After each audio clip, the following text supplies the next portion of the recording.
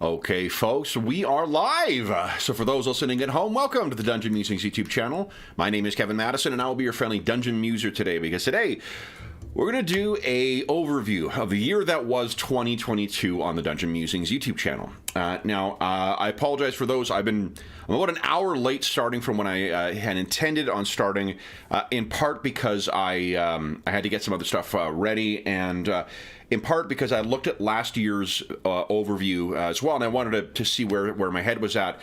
And one of the things I noticed from last year, and I think 2022 has been a easier year than 2021, because end of 2021, Kev, was pretty worn down, and I wanted to make sure that I was ready to go with this one and to offer up a more optimistic and kind of more energetic summary of the year that was 2022, because it was a really, really great year in many respects, and talk about the year to come as well, and some things that I am thinking of. This is going to be a very long video, I anticipate. It's a live stream, so I don't know for sure, but I have a whole bunch of games I want to talk about. One thing I've done this year is I'm going to be changing up some of the visual aesthetics in this as we go through. I haven't done it with every game that we're going to talk about, but a number of the games we're going to change the display so it at least is a little more visually interesting to look through, because 2.5 hours of the same background for me looking through last year's video was a colossal pain in the ass to try and figure out where, what I talked about. So hopefully that'll make it a more digestible, more easily digestible chunk. I've also turned on chapters for this. I'm not going to set them myself, but whatever YouTube sets for it, maybe that will be helpful. If that turns out to be not a nightmare, then I will turn that off and work something else out. But I'm hoping that this one will be something a little easier to navigate through rather than the full, it'll still be as long as my other overviews, because I haven't done one for the last 2 quarters of 2022. So anyway, 2022, at the time of recording, it is Christmas Eve on in 2022, and we are in the midst of our holiday campaign. We've been playing something called The Blackbirds of Yule with a new game. But let me first double check and make sure that the stream is actually working, and then it is working. Terrific. All right, then. What I will do, let me tell you what we're going to talk about tonight. So the first thing I want to do is talk about State of Play, how things are currently on the channel. Then we're going to talk about some other Roll20 stuff as well, because there's been some changes to Roll20 over the past year that have actually, I think, have really helped for some of the games that we were on the fence about. One of the things I had said last year was that I would not be considering running games that don't have Roll20 games or Roll20 character sheets, because it's just much easier to run them that way. But we've seen a change on Roll20, so I want to talk about that. I'm going to talk about our charity initiatives, and I'm also going to talk about our players, because we had something kind of unprecedented. Like, over the course of the channel's history, we've had players come and go and whatnot, but we actually had a player pass away this year who was a regular player in the channel for quite some time, and we ran a memorial session for him. So I'm going to talk about that, and it's been about 5 months since he passed on, maybe a little longer, and I just want to talk about sort of what are my takeaways from that, apart from just missing Mo as a player. So that's what we're talking about today. And I've got lots of visual aids as usual to hold up, and I'm going to try and make this a little more visually interesting, or at least change things up in the background as we go. So we'll see how successful that effort is. But overall, 2022. Oh, and if you haven't grabbed yourself a drink yet, be sure to grab yourself a drink and set yourself in. I have my coffee, freshly brewed. Anna Banana has treats, so hopefully she won't be yelling at people, but you never know.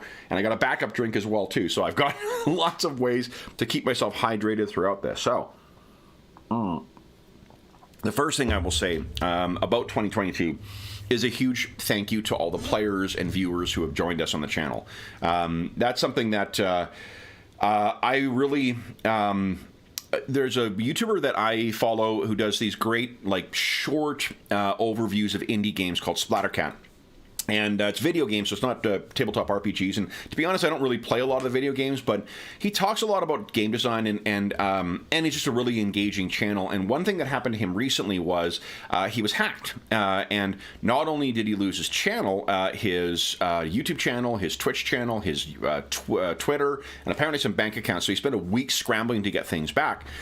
And his first video back was today, and one of the things he mentioned was, I guess for one thing, it was a really remarkable how much the community sort of got together to try and help him out. And the prospect of that happening to my channel, which is way more modest than than what his is crazy. Like, it's crazy to think of losing access to all that content and whatnot. So that was itself kind of crazy. Or at least it was not crazy, but it was something that caused me to give consideration to what the channel means to me.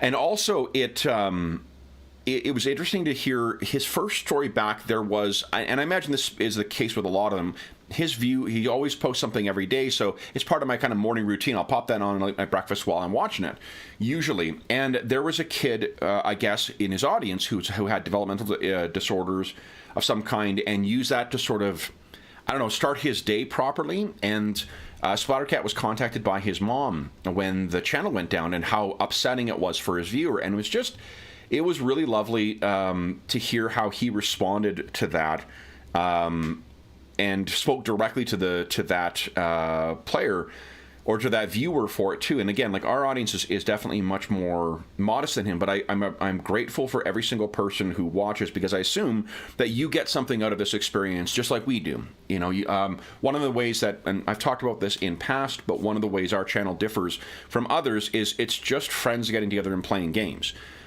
We make a concerted effort not to refer to our players as cast members, because it's not a performance per se. It's a game that we would be playing the exact same way if we were all sitting around a table and no one was watching. We also like that we get to, share that experience with other people. And I'm mindful that the people we hear from and the people who, like or dislike the videos or whatnot, or otherwise interact with it or post comments, are a fraction of the people who otherwise watch. And I'm really grateful that, for whatever reason that you enjoy the content in the channel, whatever reason that you engage with it, whether it's any of the players or myself or the content or the games or whatever thing you're getting out of it, I'm grateful that we're able to do that for you. I get an enormous amount of satisfaction and happiness out of out of running games on the channel. I'm in an extremely fortunate position where we not only have an amazing roster of players we get to play with, there's an amazing collection of fans and viewers and whatnot who we also get to regularly interact with in chat, in comments, on the Dungeon Musings Discord server, and all of that is a overwhelmingly net positive in my personal life. I get so much joy out of running the channel, and this past year has been not as busy for me in my day job, but regular viewers will know I changed, employers in the last little bit.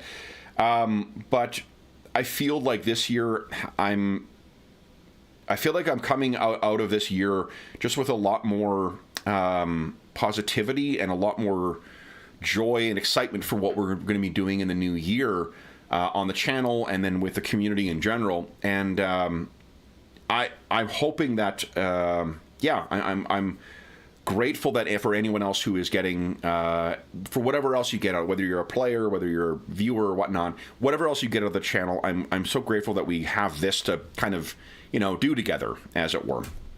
So that's one of my big takeaways from the channel, or from 2022, is just I think I'm in I have a better perspective on what it is we're doing here, and having seen Splattercat go through that recently, it really made me think of the people who we don't hear from all the time. So, even if you're someone who doesn't comment regularly or participate in chat or participate in anything else, or there's only one of our games that you watch on the channel, thank you. Thank you so much for being part of the channel and helping us do what it is we do here, because every eyeball on this equates to some small fraction of ad revenue, which we can then use to spend on our players, and so thank you to everybody who watches, who plays, who otherwise. It's just, yeah, it's a very, very positive part of my life, and I don't think I properly communicated that in last year's overview. So, with that out of the way, that schmaltzy bit out of the way, let's talk about Roll20. So one of the things that Roll20 did, I think the most substantive change that it made over the last year, there's a couple tweaks to, like, dynamic lighting has changed once again. The way tokens can be set up has changed once again. But for me, the thing that most significantly changed was the ability to load PDFs. And that's huge for if you're running games that either are handout heavy or that they don't have Roll20 sheets for. I'm not a coder, and I'm just not going to learn how to do that. So I'm not going to code my own character sheets for Roll20. So the next best thing is the ability to actually load PDFs that are either rule books or that are smaller versions of the or of the character sheets, or key handouts or things like that. So that has been my absolute favorite thing they've done over the last little while. And I there's 2 campaigns where I need to take advantage of that a little better and load a couple more things in. But great stuff. And I'm not sure if it's in connection with it, but they most recently doubled the memory that you get with a free subscription with a paid subscription. I'm not sponsored by Roll20. The channel's not sponsored by Roll20 whatsoever. It just happens to be the tool we use most often to run all of our games. And seeing those changes has been great. Really, really, I'm very, very happy with those changes. It's been a really good platform for us, for our purposes, where we play a lot of different games. So, yeah. So that's been great. And there's been some updates to some games that we run quite a bit on the channel. Conan, for instance, got a new sheet that's really good. And who else got a new sheet that was quite good? I don't remember. But in any event, so that's been big. Our charity, at the end of last year, we were having difficulties because they had the charity that benefits from our fundraising activities, it's SOS Children's Villages International. They had changed once again their fundraising platform, so we had to stall for a couple of months, and then it was I was just quite busy during my day job, so I wasn't able to follow up with them. But the next week we've currently exceeded our fundraising goals for this year with that, and I didn't check what it was because this year has seen it's a decrease in what it was last year, and I imagine there's a couple things that factor into that. For one, we had effectively shut down fundraising for about 4 months, so that's one factor that I think suggests that there's a reason why people weren't aware of it, even though we mentioned it every session. We're also, this 2022 saw the recession, or the at the very least inflation and other economic restrictions kind of coming in. And that's, I imagine, money is tighter for people as well. So I don't know that for certain, but I imagine that might be part of the reason. And we ran less raffles this year. We've only run 2 this year. So that's maybe part of the reason why it's down as well. And but for whatever the reason, I mean, we still raised over, I think, like $2,500 or $2,600 this year for the kids who benefit from SOS Children's Villages International. We were featured in their annual report once again, and which is due exclusively to the generosity of our donors. So we are going to have a reset to the donations feature for that. Our next charity raffle will be in January, and we'll be giving away a copy of the Beadle and Grimm's Pandemonium Warehouse's Platinum Edition Spelljammer Adventures in Space, as well as a bunch of other prizes. But I'm going to be giving some thought to... One thing I will say is this year's fundraising sessions have been a lot less stressful for me to run. When I really enjoyed having the players donate, or not players, the donors vote on what sessions we run. If you're not familiar with what we've been doing this year, basically if you donated any amount since past a certain point on a certain date, what you could do is either you could donate to vote on on different elements of an adventure. So, for instance, we ran a Conan one, and we'd have a couple different types of Conan stories, and then the next week you'd vote on what setting it would be in. Or similar types of things, and the donors would over the weeks piece together what the campaign was going to be about. and that was pretty great. It was a lot of fun for me as a DM to write for. And in comparison to when I used to let donors select a game, and that was tougher to do sometimes because particularly if you're playing with people who you haven't played with before, you can't really tailor it to the experience of the people that you know you're going to get at the table. And what that means is that donors didn't get as many opportunities to get to the table, but yeah, I think just for myself, for managing it, it was easier to write and run really dynamic and satisfying charity sessions when I was able to control more of those factors and let the input from the donors come by way of suggestions or voting. So I expect that's what we're going to do in the new year, but we still don't want to. We don't want to delve into the kind of like the type of thing that you see on like Twitch or other channels, and the fact that they do them, that's great. I mean, whatever works for whatever table you're working at. For myself, because we're really playing the game, I don't want there to be outside interference, as it were, from the peanut gallery, over the course of playing.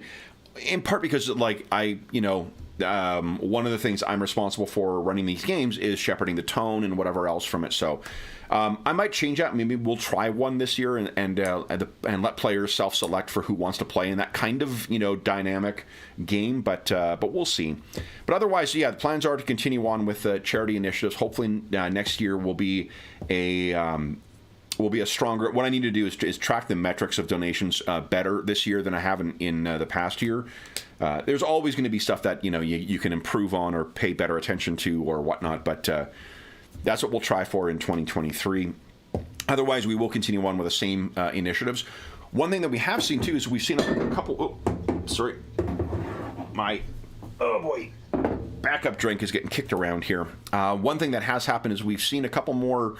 We don't do sponsorships on the channel per se, but we've had more partnerships that have kind of emerged over the past year, formal or informal. And one of them was with our friends at Noble Knight Games, and Noble Knight Games has been offering a discount code for us to share with viewers and players and myself. I may take advantage of it.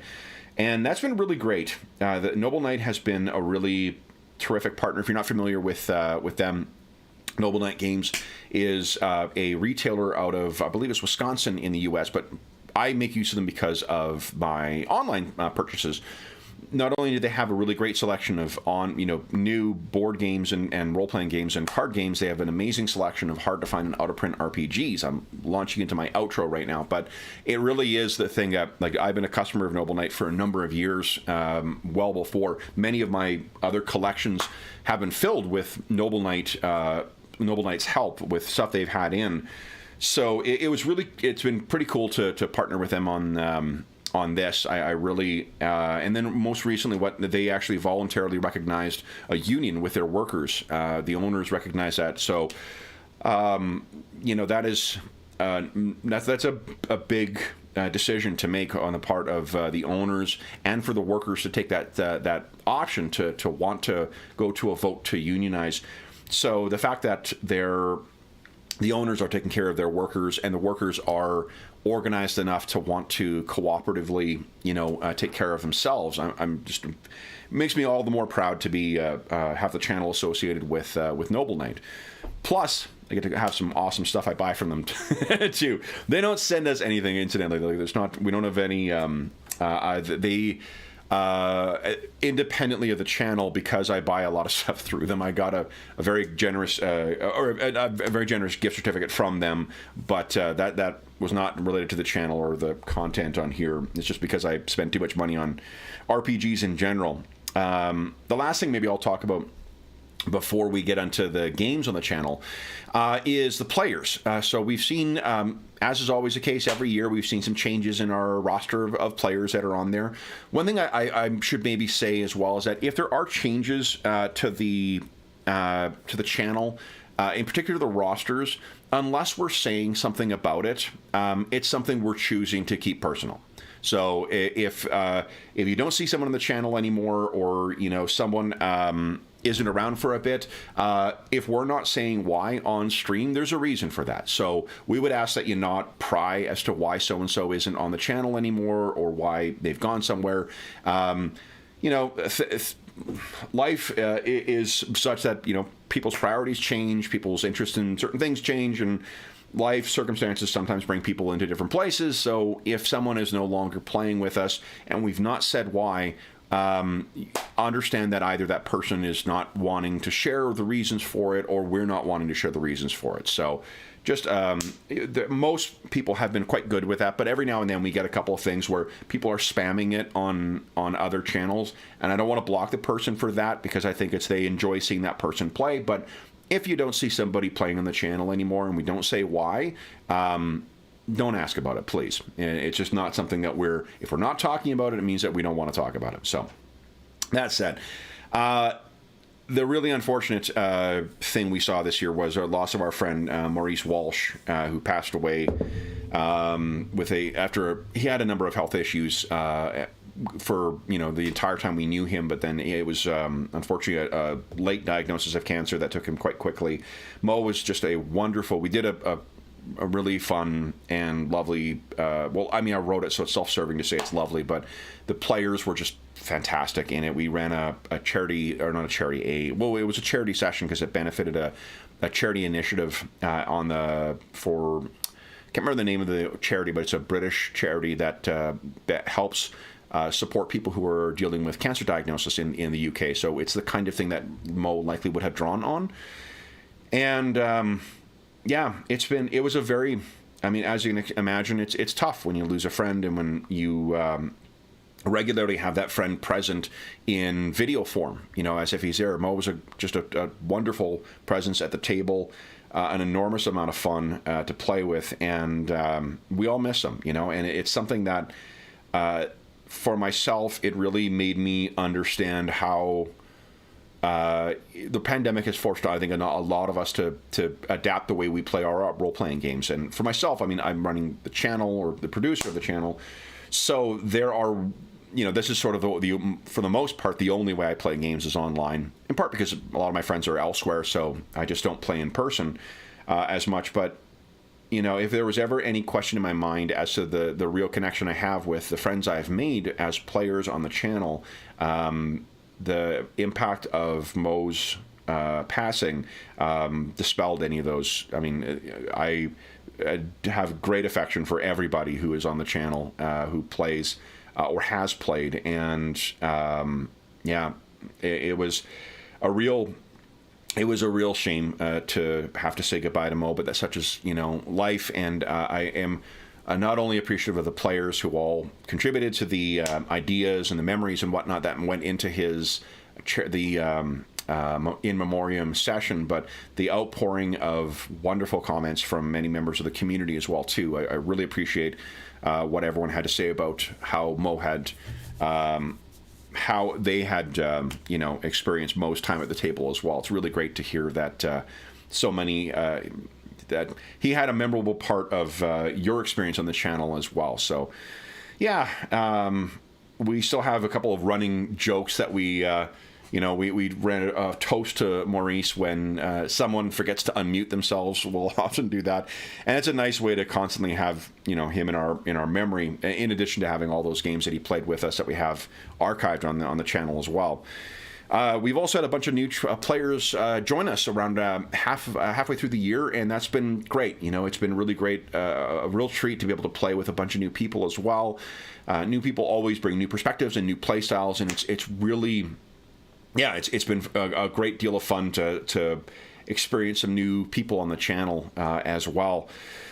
Which is, I mean, that comes every year, I suppose, but it's just something we've been doing quite recently, and it's meant, I think, as well for some of those players who can't commit to ongoing games. It means we regularly have really great attendance at our charity sessions, which is really fun, and it sometimes makes those a treat because that's sometimes the only time we get a chance to play with some of those players. So it's really, really, really great.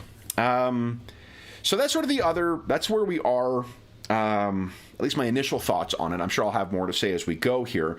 What I'd like to do next is talk about the ongoing games then talk about the games we ran on the channel in general, and then I'll close with talking about some, well, then the next thing I'll do is talk about some games for the coming year, and there's quite a few of them I'll talk about at varying lengths, and then I'll close by going to chat and see if there's any questions that anyone has. So if you do have any questions, post it in chat. I'll take a look in there afterwards, and then I'll address any questions that we've got there. So, hi everybody, and oh, Merry Christmas to everyone as well too. So, and I guess if you're viewing this at another time too, I've wisely decided to do this at about 6 o'clock Eastern time, 6:30 Eastern time. So I think a lot of people are going to be at their Christmas dinners, but I will. I'll also, if people have questions in that they post into the comments of this video, I'll also go back and I'll try and address those either on Twitter or on the Dungeon Musings Discord server or on our first update video or something like that. So anyway. So the ongoing games, let's talk about those things, because I've got some visual aids for those. So first up is, well, let me get rid of that, and boom, boom. Our ongoing games are, first off, our Night Below campaign. So the Night Below campaign has been going on for, coming up next week, we've got our 3-year retrospective. So we'll be heading into the 4th year of this campaign, which is astounding. It's crazy to think that this game has gone on for so long.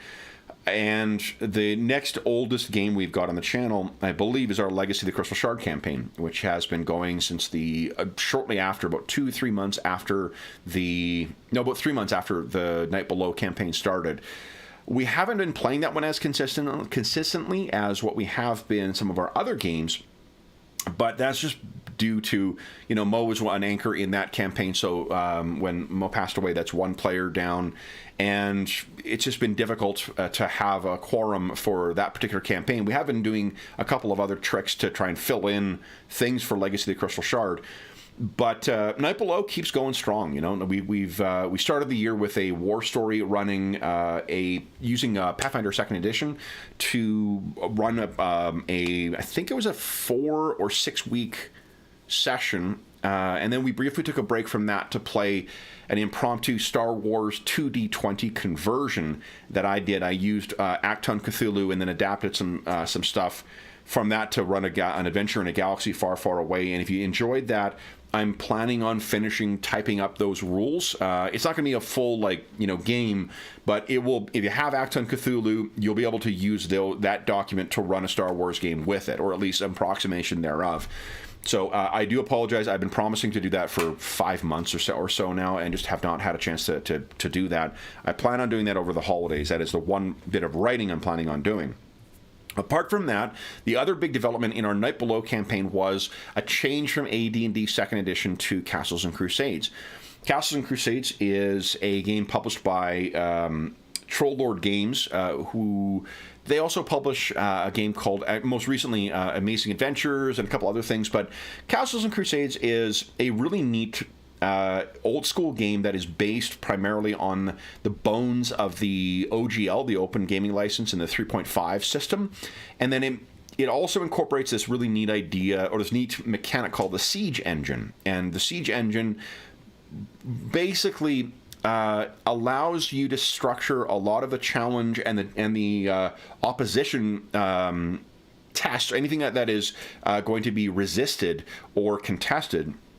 You're able to incorporate the level, not only, I guess, the level disparity between the two things that are acting at one another. You also have the proficiency, or the things that are strong or weak for those individual characters. Rules is written, you have primary stats and you have secondary stats, and those set a base target number to start with that is then modified by your own stats, by your own capabilities, like class abilities and such. It might be modified by your level in some cases, and then it's also contested. Whatever you're acting against, the level comes from that. That's a very confusing way of effectively just saying that level parity or level comparison becomes an important factor throughout that game. There's a couple of ways that has a consequence for the DM's perspective, or in that case, the Castle Keeper is the name of the person who runs the game for C&C. The Castle Keeper has, I guess, at their disposal, a pretty reliable mathematical system to work with, so you can more easily judge difficulty of things. And there's a little less swinginess than there is in D&D or AD&D Second Edition. We had been, longtime viewers will know, we've been playing Night Below. We started it with AD&D Second Edition and then have played a couple of War Stories here and there. We played 4th Edition for a bit. We played Pathfinder 2 a little bit. And we played Rollmaster, but it was a totally different thing. That was just happened to be on a Wednesday night. But the thing that's nice about the C&C is I really enjoyed how we ran our I guess for one, to back up for a moment, our what do you call it, gaming marathon this year was focused around running a Castles and Crusades version of Dark Sun, the classic Athos, the blasted, wasteland of an AD&D Second Edition setting, and it was phenomenal. It was a 4-part thing. We played through four or 5-part thing, and we played through the entirety of the Freedom module from the original AD&D. And what it did is it gave us a more modern rule set to play an experience that was very, very close to what the AD&D Second Edition experience of Dark Sun would be.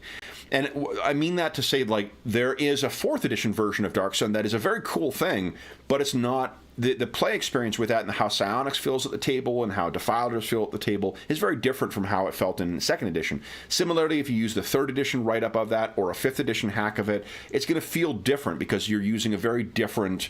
Those systems have different assumptions, different mathematics, different class, mechanics than what AD&D Second Edition did. And Castles and Crusades gave us a really great experience with it, but with with the benefit of having viewed back over Second Edition and what 3rd Edition was like, to tweak it into its own version of an old school experience, very close to what AD&D Second was.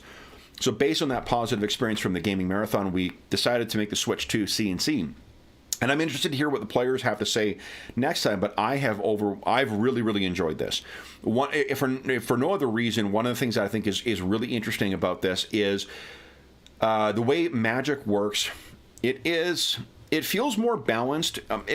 Balanced probably isn't the right way to say it. It feels more fair. So if a low-level adversary casts a spell against you, the chance of you resisting that is not just whatever your saving throw is, unconnected from anything acting on it. Higher level characters have much better saves, so across the board, they have a better chance of saving in AD&D Second Edition against any spells cast on them. Unless the spell imposes a penalty, which is, sometimes the case with AD&D. AD&D is a lot of, like, hey, let's do this on a Tuesday, kind of very... spell-specific or monster-specific modifiers. But in C&C, it is based on the level of the caster. So a low-level caster against a high-level character is probably going to resist that stuff. Conversely, more powerful adversaries are going to have those lower-level spells potentially go off. So higher-level spellcasters feel like a credible threat, more so than what they do, especially for those ones that those spells that directly affect player characters, than I felt they did in AD&D Second. When my players were almost always saving against stuff, especially when you factor in like dwarf saving throws or dwarf bonuses to saves, it kind of felt it felt like they're really what the enemy spellcasters or the enemy spells may not be having the appropriate presence at the table. The threat and the peril with them was not really there because the characters could so easily, shuffle it off. In no small part because we play with a narrative meta currency. But the switch to Castles and Crusades has been great. I feel like it really has reinvigorated that campaign. I think it did for Legacy of the Crystal Shard as well. That's stalling for a wholly different set of reasons. Scheduling, the bane of any RPG, that you're trying to run on a regular basis. But the Night Below one has been really great. The only thing that I feel I need to consider is the pace of advancement, because one of the things we've grown used to is player characters gaining the class-based XP that you get from AD&D Second Edition. We played with that optional rule. And in the current one that they get with Castles and Crusades, that doesn't exist. So you don't get a prime requisite bonus, you don't get the class-based bonuses, and you find yourself the awards for defeating monsters is substantially less The level, like the amount of XP you need to gain levels is not necessarily higher, but yeah, so that's something that I need to consider for the new year, because the pace we're going, I feel like nobody has gained a level yet in the 6 months or so that we've been playing it, and that's probably not what I want. But especially since we've got at least one character who's a 6th level character, so we'll see. I'm going to talk more about Castles and Crusades when I get to the, talking about different games thing. But that's where Night Below is. Night Below, I feel like, got a real good shot in the arm. And I had a plan to run an October war story for it. But because we had just switched systems and because we just got back to the momentum with that campaign, I elected to just ignore that and not run it. In the new year, I've got something planned for that, but we'll talk about that a little later in this video. We also have, let's see here, one ongoing game that has been running the longest for these has been, where are you, my friend? Where are you? Well, I have too many darn things open right now. Hold on. Come on, Madison. Bush League Streamer, I tell you. There we go. The Spires of Paradar. Spires of Paradar is our Pathfinder 2nd Edition campaign that began as a out of necessity because last year I wasn't able to go home. I mean, maybe that was part of the reason I was feeling sounding so down in that 2021 videos. I had to cancel travel plans at the last minute. But for this one, Pathfinder, what this started off was as a pickup session for anybody who was able to play over the holidays. I ran a bunch of kind of intended to be kind of done in one mysteries. There was one that lasted more than one session, but we played a handful of those things, and then I enjoyed it enough to want to keep running that, and there was enough players who wanted to keep playing with it that we've carried on, and it has become one of our. I mean, we're coming up in the 1-year anniversary of that campaign in, I think, a week's time, or perhaps we've hit it already. And it's been, we're going to talk about that when I get to talking about Pathfinder 2, but in general, the thing I particularly enjoy about that campaign is I feel like that campaign is written and run closest to sort of what I used to do with campaigns in a lot of ways, which is to say a lot of world building early on and then letting players explore along through I would approach it like a season of a television show.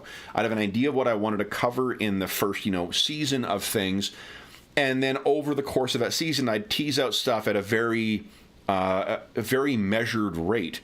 Regular viewers of the show will know we certainly don't sprint our way through any of our ongoing campaigns. We like to take the time to let story and character, and the adventures unfold at the pace that the players want to see it unfold at.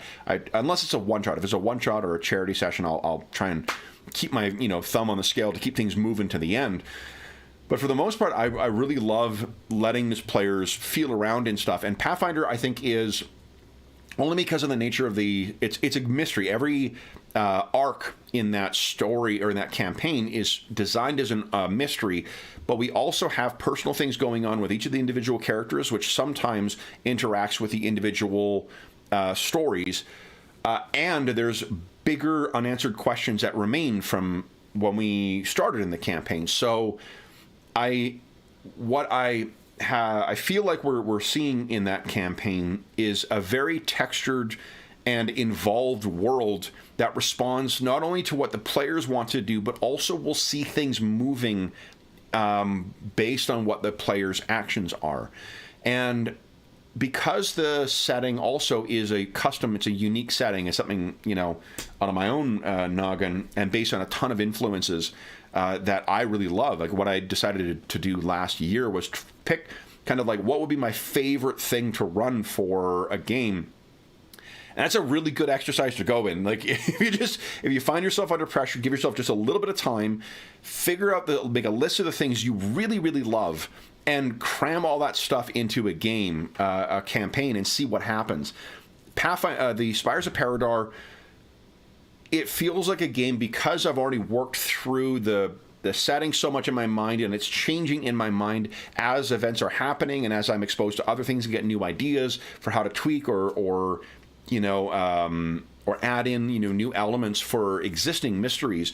It's a game that I feel like I very comfortably slip into. Like it is one of the most relaxing games to run, not only because Pathfinder 2 is an enormously well-designed game that is very easy to judge difficulty in non-combat and combat encounters.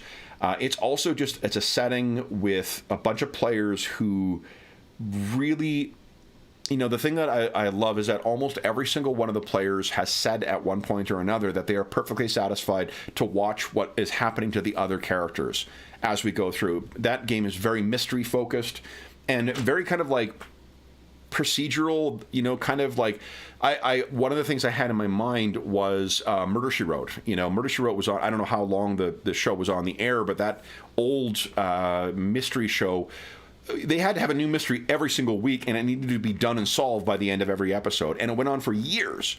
So if that show was on, and not to say that all of them are high quality mysteries, but they're entertaining. They're fun little romps that don't necessarily divert into a lot of action or necessary character development or whatnot. So if I have that as my core, as the idea of like, well, Murder, She Wrote could crank out these fun little mysteries, like I just need to structure them to be that, have that as the apparatus they're going through, and then as the characters go through, look for opportunities to incorporate more character-focused stuff, add in as we go along small little threads for players to pull at as we go along that relate more to their characters, and then also to add in combat encounters, because PF2 is very easy to design combat encounters for, and make for some fun punch-ups, but make them memorable and in service to the story. There's a reason for them happening, and I try to have an outcome from each of those, whether it's players learn that someone's onto them, or players learn that they're vulnerable in a place, or players are trying to take down the big bad monster they're hunting in a Monster of the Week kind of mystery.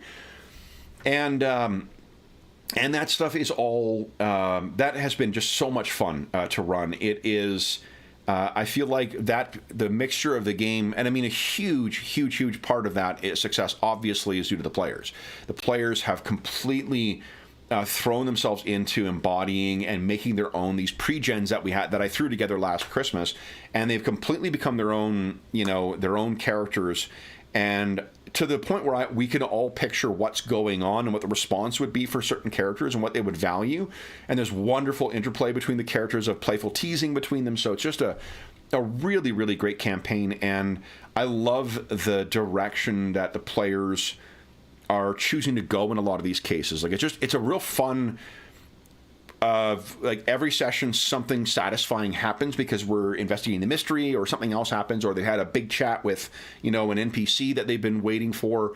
Our roster of NPCs in that is, as you'd expect in an ongoing mystery campaign, really long, but I love that because we've always got stuff we can go back to. So there's already like prepaid, buy-in when you're getting a chance to go back and see an NPC that you haven't seen for a while, or you're revisiting a threat that you haven't seen for a while. It's just, everything lines up in that campaign, and I thoroughly enjoy that one. So many of those campaigns I also feel are the most satisfying as a DM, because I've seen so many mysteries come to a close, and they've resolved in effectively the way that not that I intended, in the sense that like I want to railroad the characters towards an end. It's the expected outcome that I wanted from them. So that's enormously gratifying as well.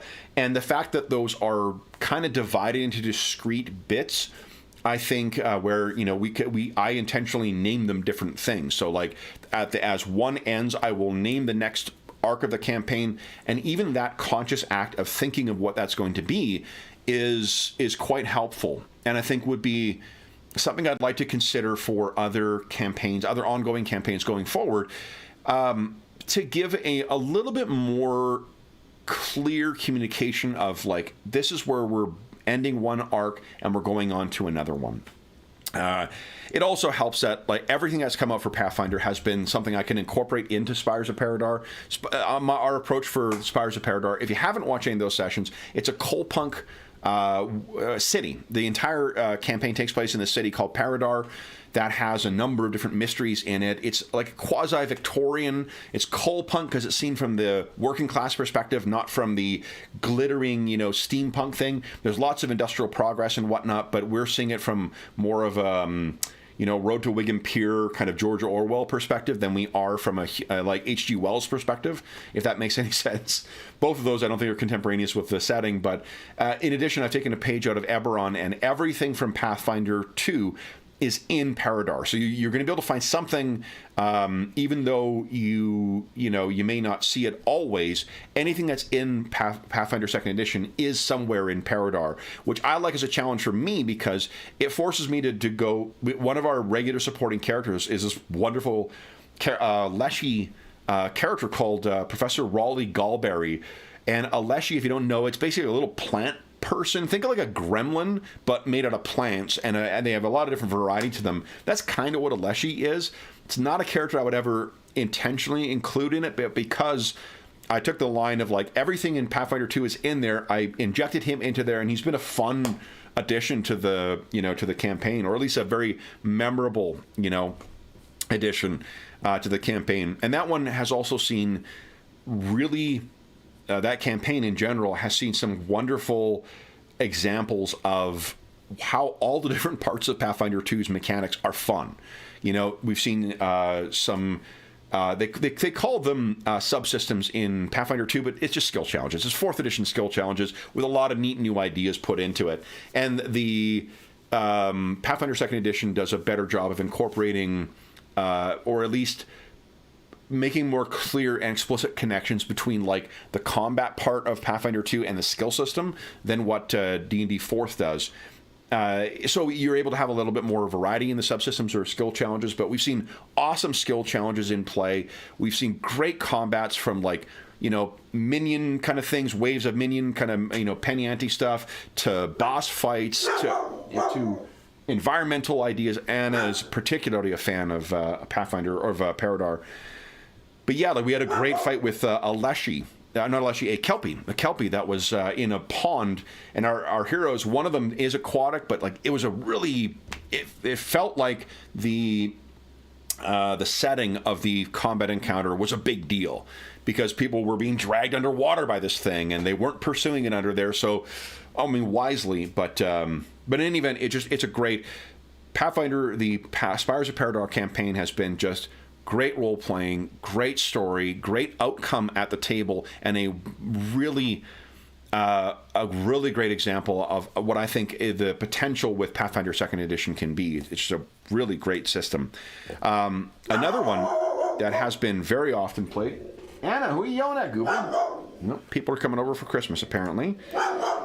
The Witcher RPG. Our Witcher campaign is about 16 sessions in right now, which is a lot for that game when you think we've only got for bi-weekly games, 26 weekends where we can play. Anna, honey. Okay. Yep, you've said hi. She just wants to wish everybody a Merry Christmas.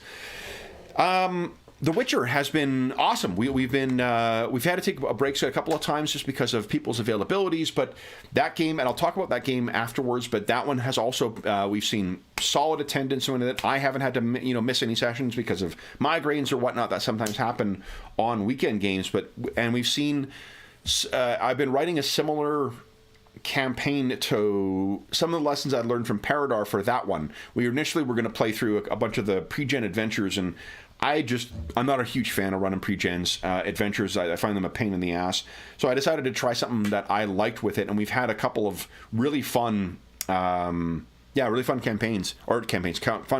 adventures with it. I'll save my discussions of the game system itself for when I talk about it, but it's a really solid game system. Other ongoing games are, what am I doing here? Legend of the Five Rings. Legend of the Five Rings, we've played about 7 or 8 sessions of it so far, but it has all been this extended in the same way that I like how Paradar has allowed, like, we've let the game breathe. Every adventure takes as long as it needs to. We don't have it set as, like, 3 sessions and then we're on to the next one. Some mysteries are done in 3, some have taken 8 or 9 sessions.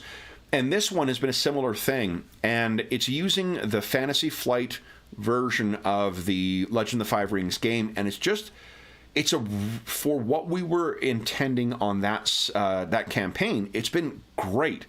If you haven't watched that campaign, that one is featuring 2 players playing magistrates operating in the capital city of the Emerald Empire. The city is called Oda-san Uchi, and they are Emerald magistrates, very fledgling Emerald magistrates, and in kind of in the spirit of, like, True Detective, where, like, a single murder leads you into exposing yourself to a much bigger problem or a bigger mystery that hits at different socioeconomic levels. That's what this mystery has been. It started off with them investigating the murder of a Ronin, a wave man, a masterless samurai was found murdered. And because of some unusual wounds on the character, on the murdered man, it led them to start investigating things, and that just led them down a rabbit hole that ran from the gambling dens on the outer rings of Oda-san Uchi all the way up to the court of the Hantei and the Emerald Throne and the Shadow of the Emerald Throne. So it's been I've really enjoyed that campaign, and I think the game mechanics in that one in particular have really suited that. When I talk about the game itself, I'll give you my reservations about that with either a larger group or a more martial-oriented campaign. But that campaign, we're 1 session off from wrapping up our first story, Lament for Lovers and Liars, on that one. And it's been, I think, my favorite experience in Rokugan in terms of for what I envisioned to what the execution was, and that's in part again because of the players. Primarily, they without players who are willing to engage the kind of story you're telling and the rules that are going to be governing the game, you're going to have the session will suffer. So the players are the primary part of this, but the rules mechanics for that have really made for a very interesting experience in that game. I really like it, and I like the XP system in that as well too, but we'll talk about that afterwards. Another game we have been playing quite a bit the last little bit, it's not per se a ongoing game, but it kind of is at this point, is Flames of Freedom, which is a powered by Zweihander game of American Gothic horror set at the time of the American Revolution. Our campaign in that one has started in 1776, and it's been really, for a number of reasons, and I'll talk about that when I get to the game, it's been a really great game. It's really great to... what I'm going to say maybe now, so I don't keep repeating myself, but all of these games also benefit from having players who are really willing to engage with the game mechanics and the story. So I'll stop repeating that with each time. You can assume that applies to every single game I'm talking about. But that one has been just a shit ton of fun, and there's a bunch of reasons for it, but one of the things that we all kind of come back to is it's such an unusual time period for RPGs to be set in. More often than not, you're setting in the medieval or maybe the Renaissance, late medieval period, early Renaissance, or the Old West or World War II. The American Revolution is one of those periods where there's just not a lot of RPGs that occupy that space. There's for myself, I know there's a prior game called American Gothic, I think, that this was based off of, and there is also a setting, a micro setting that's included in the Savage Worlds Adventure Edition box set that is likewise set in this period. But this, to have a whole game, is my first experience playing there, and it's just really neat. It's such a it's an era that you don't get a chance to play in very often, and it's quite fun. And it also has a lot of Flames of Freedom adds in a fun, like, occult conspiracy element to it, and there's like monsters and stuff, and characters can learn magic. So it's a really fun. You get a lot of the stuff that's fun about playing a fantasy RPG while also playing in a more modern setting. So it's and also have clear, I guess, political overtones or political struggles in the form of the revolution. So it's pretty interesting. I'll talk about that game a little more detail later. Another of our ongoing campaigns on our Fridays has been Rogue Trader, and this one, there were quite a few players who had said that they might be interested in running 40 or playing in a Warhammer 40k game. If you're not familiar with this, Rogue Trader is one of the 5 games that was published by Fantasy Flight Games while they had the license for 40k. The other 4 games are Dark Heresy, where you play Inquisitors, Only War, where you play members of the Imperial Guard, so you're like the frontline. It's Saving Private Ryan meets Warhammer 40k.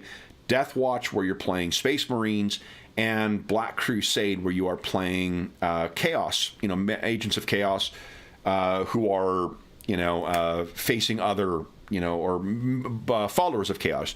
Agents of Chaos makes it sound like you're playing some kind of like tech disruptor. That's not the case. What Rogue Trader does is it focuses the whole campaign around the crew of one of these massive, thousands of crew strong, miles long vessels that travel through space and try and seek out opportunities in the in the Coronis Expanse. It's sort of relatively recently rediscovered region of space.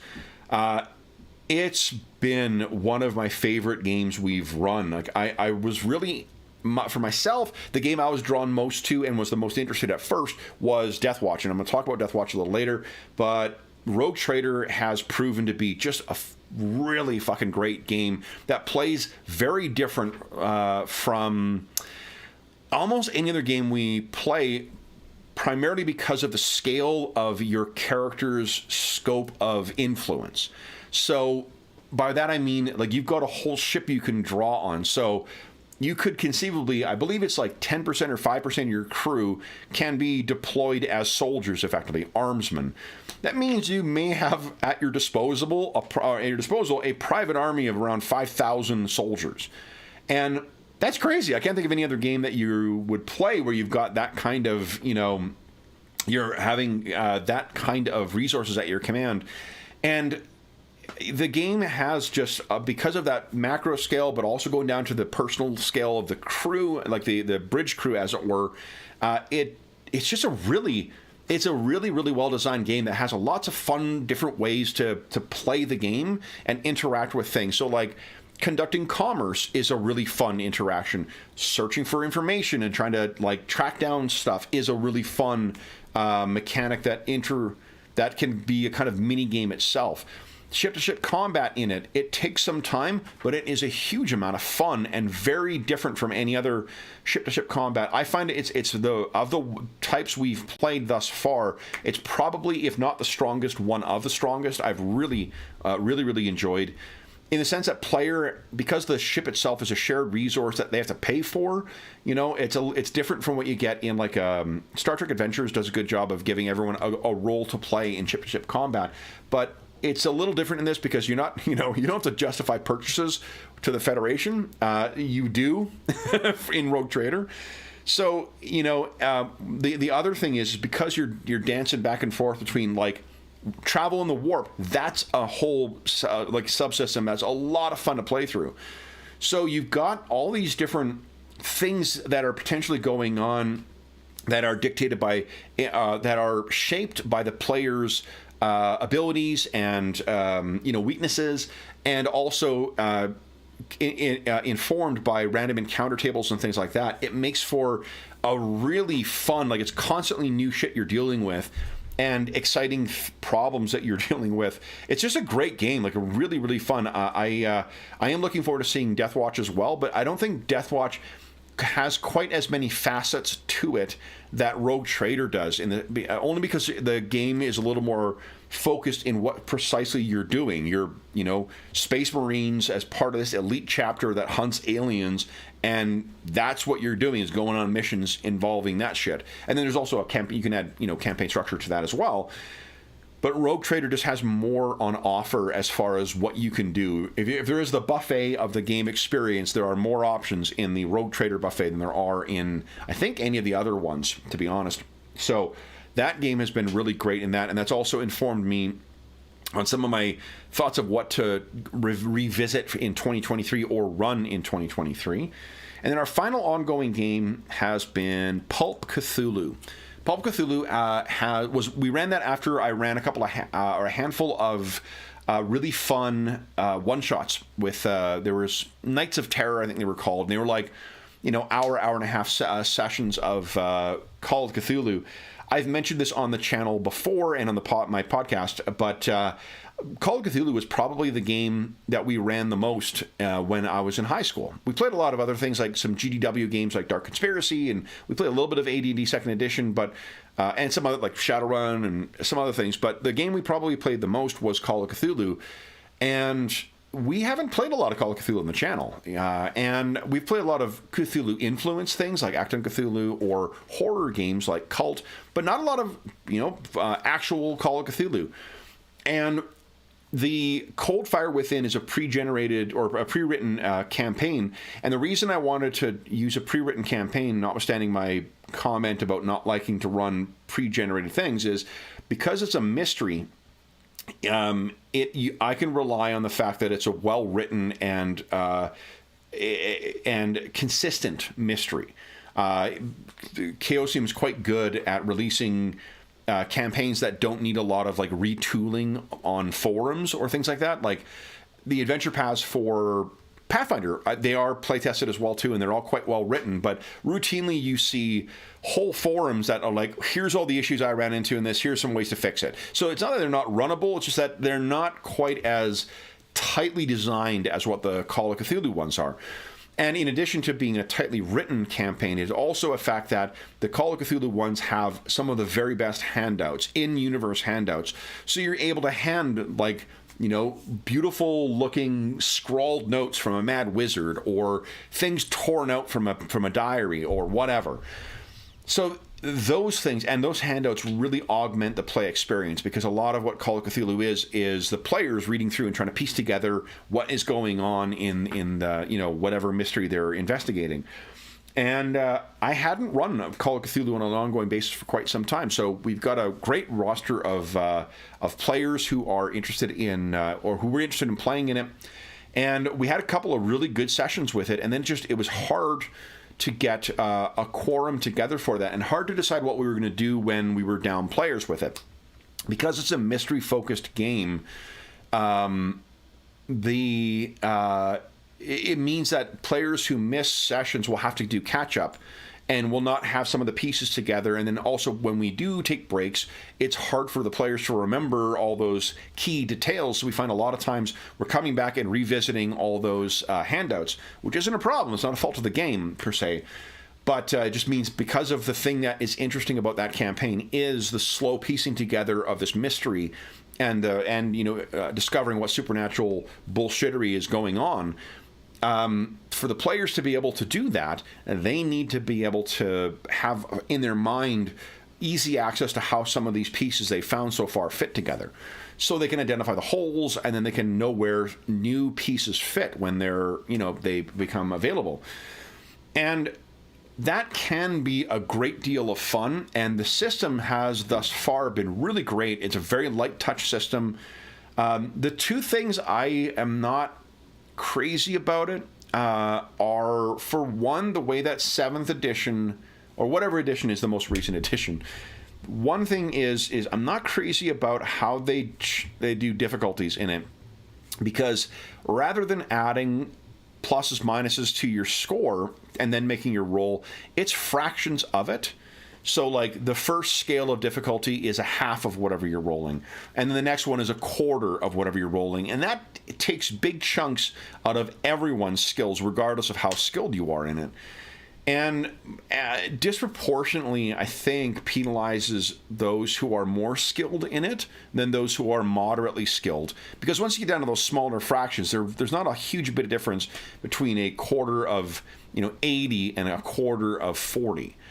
Yes, I get that there is a difference between those two, but it's not really that meaningful. So, whereas if you're using a flat modifier of minus 20% or minus plus 20% or whatever, that makes those differences between those two scores a little more pronounced. So I'm not crazy about that, and it's probably because we're playing a lot of other D100 based games that allow that.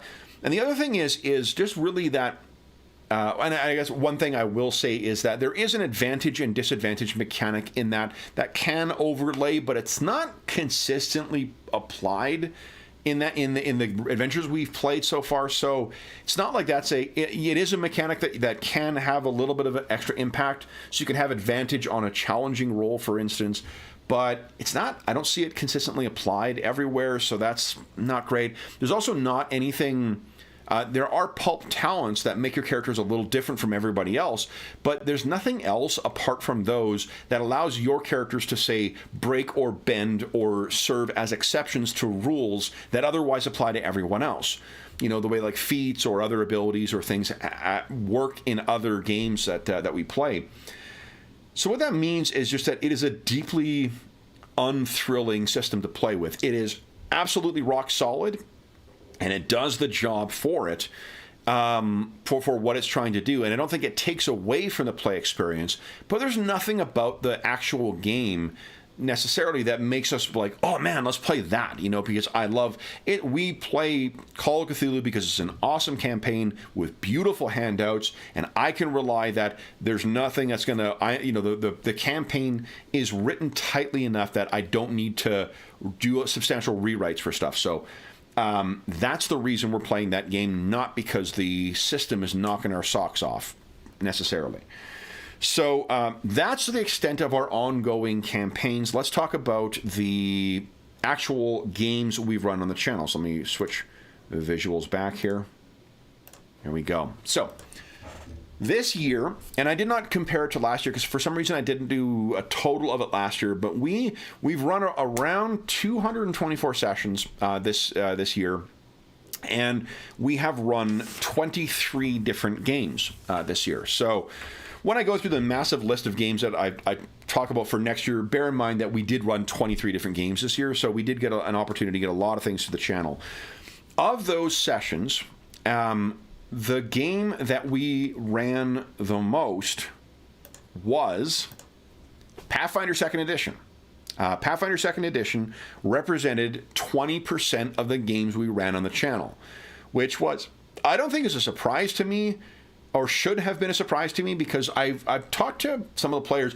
Having a year now of having an ongoing campaign with Pathfinder 2nd Edition, and I've been running it on and off since the playtest, and I've always enjoyed the game.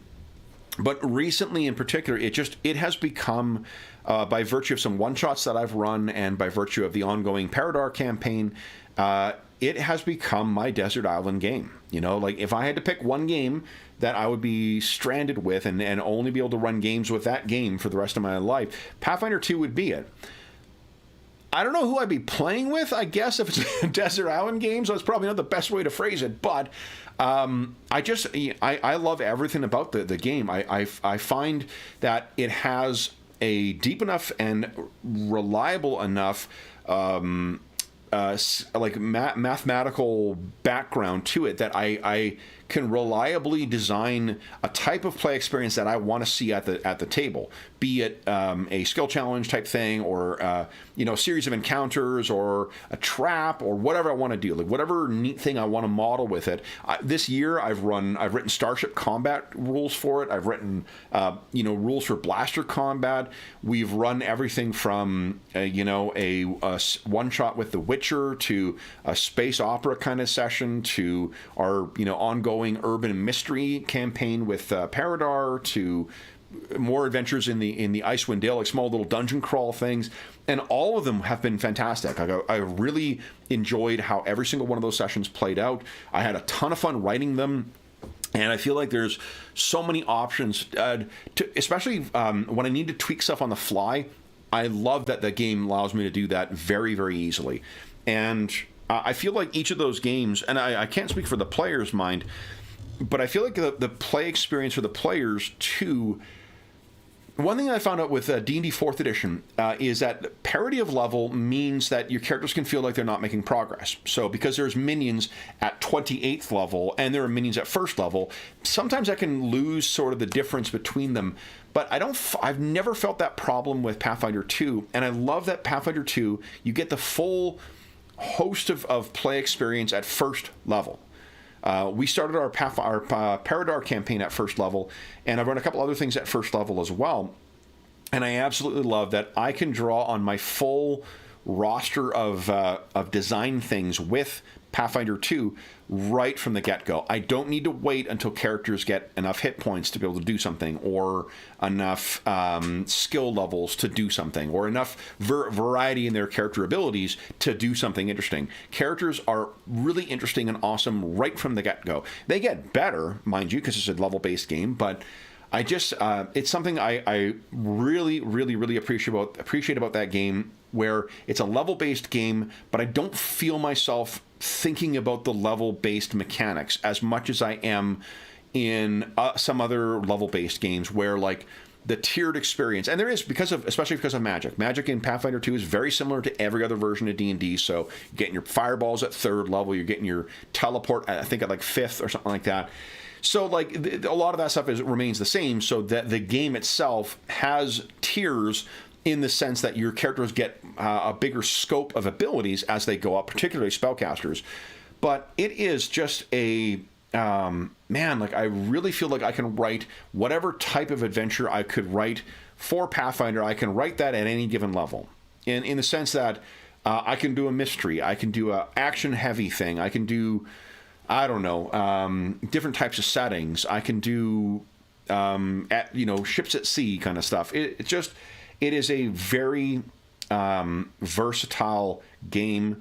I can rely on the math. I very rarely find like myself kind of biting my nails because like, holy shit, this is a lot harder than I expected it to be, or oh my god, the players read the encounter wrong, so now they're fucked, kind of thing that I've seen in some other games I've run.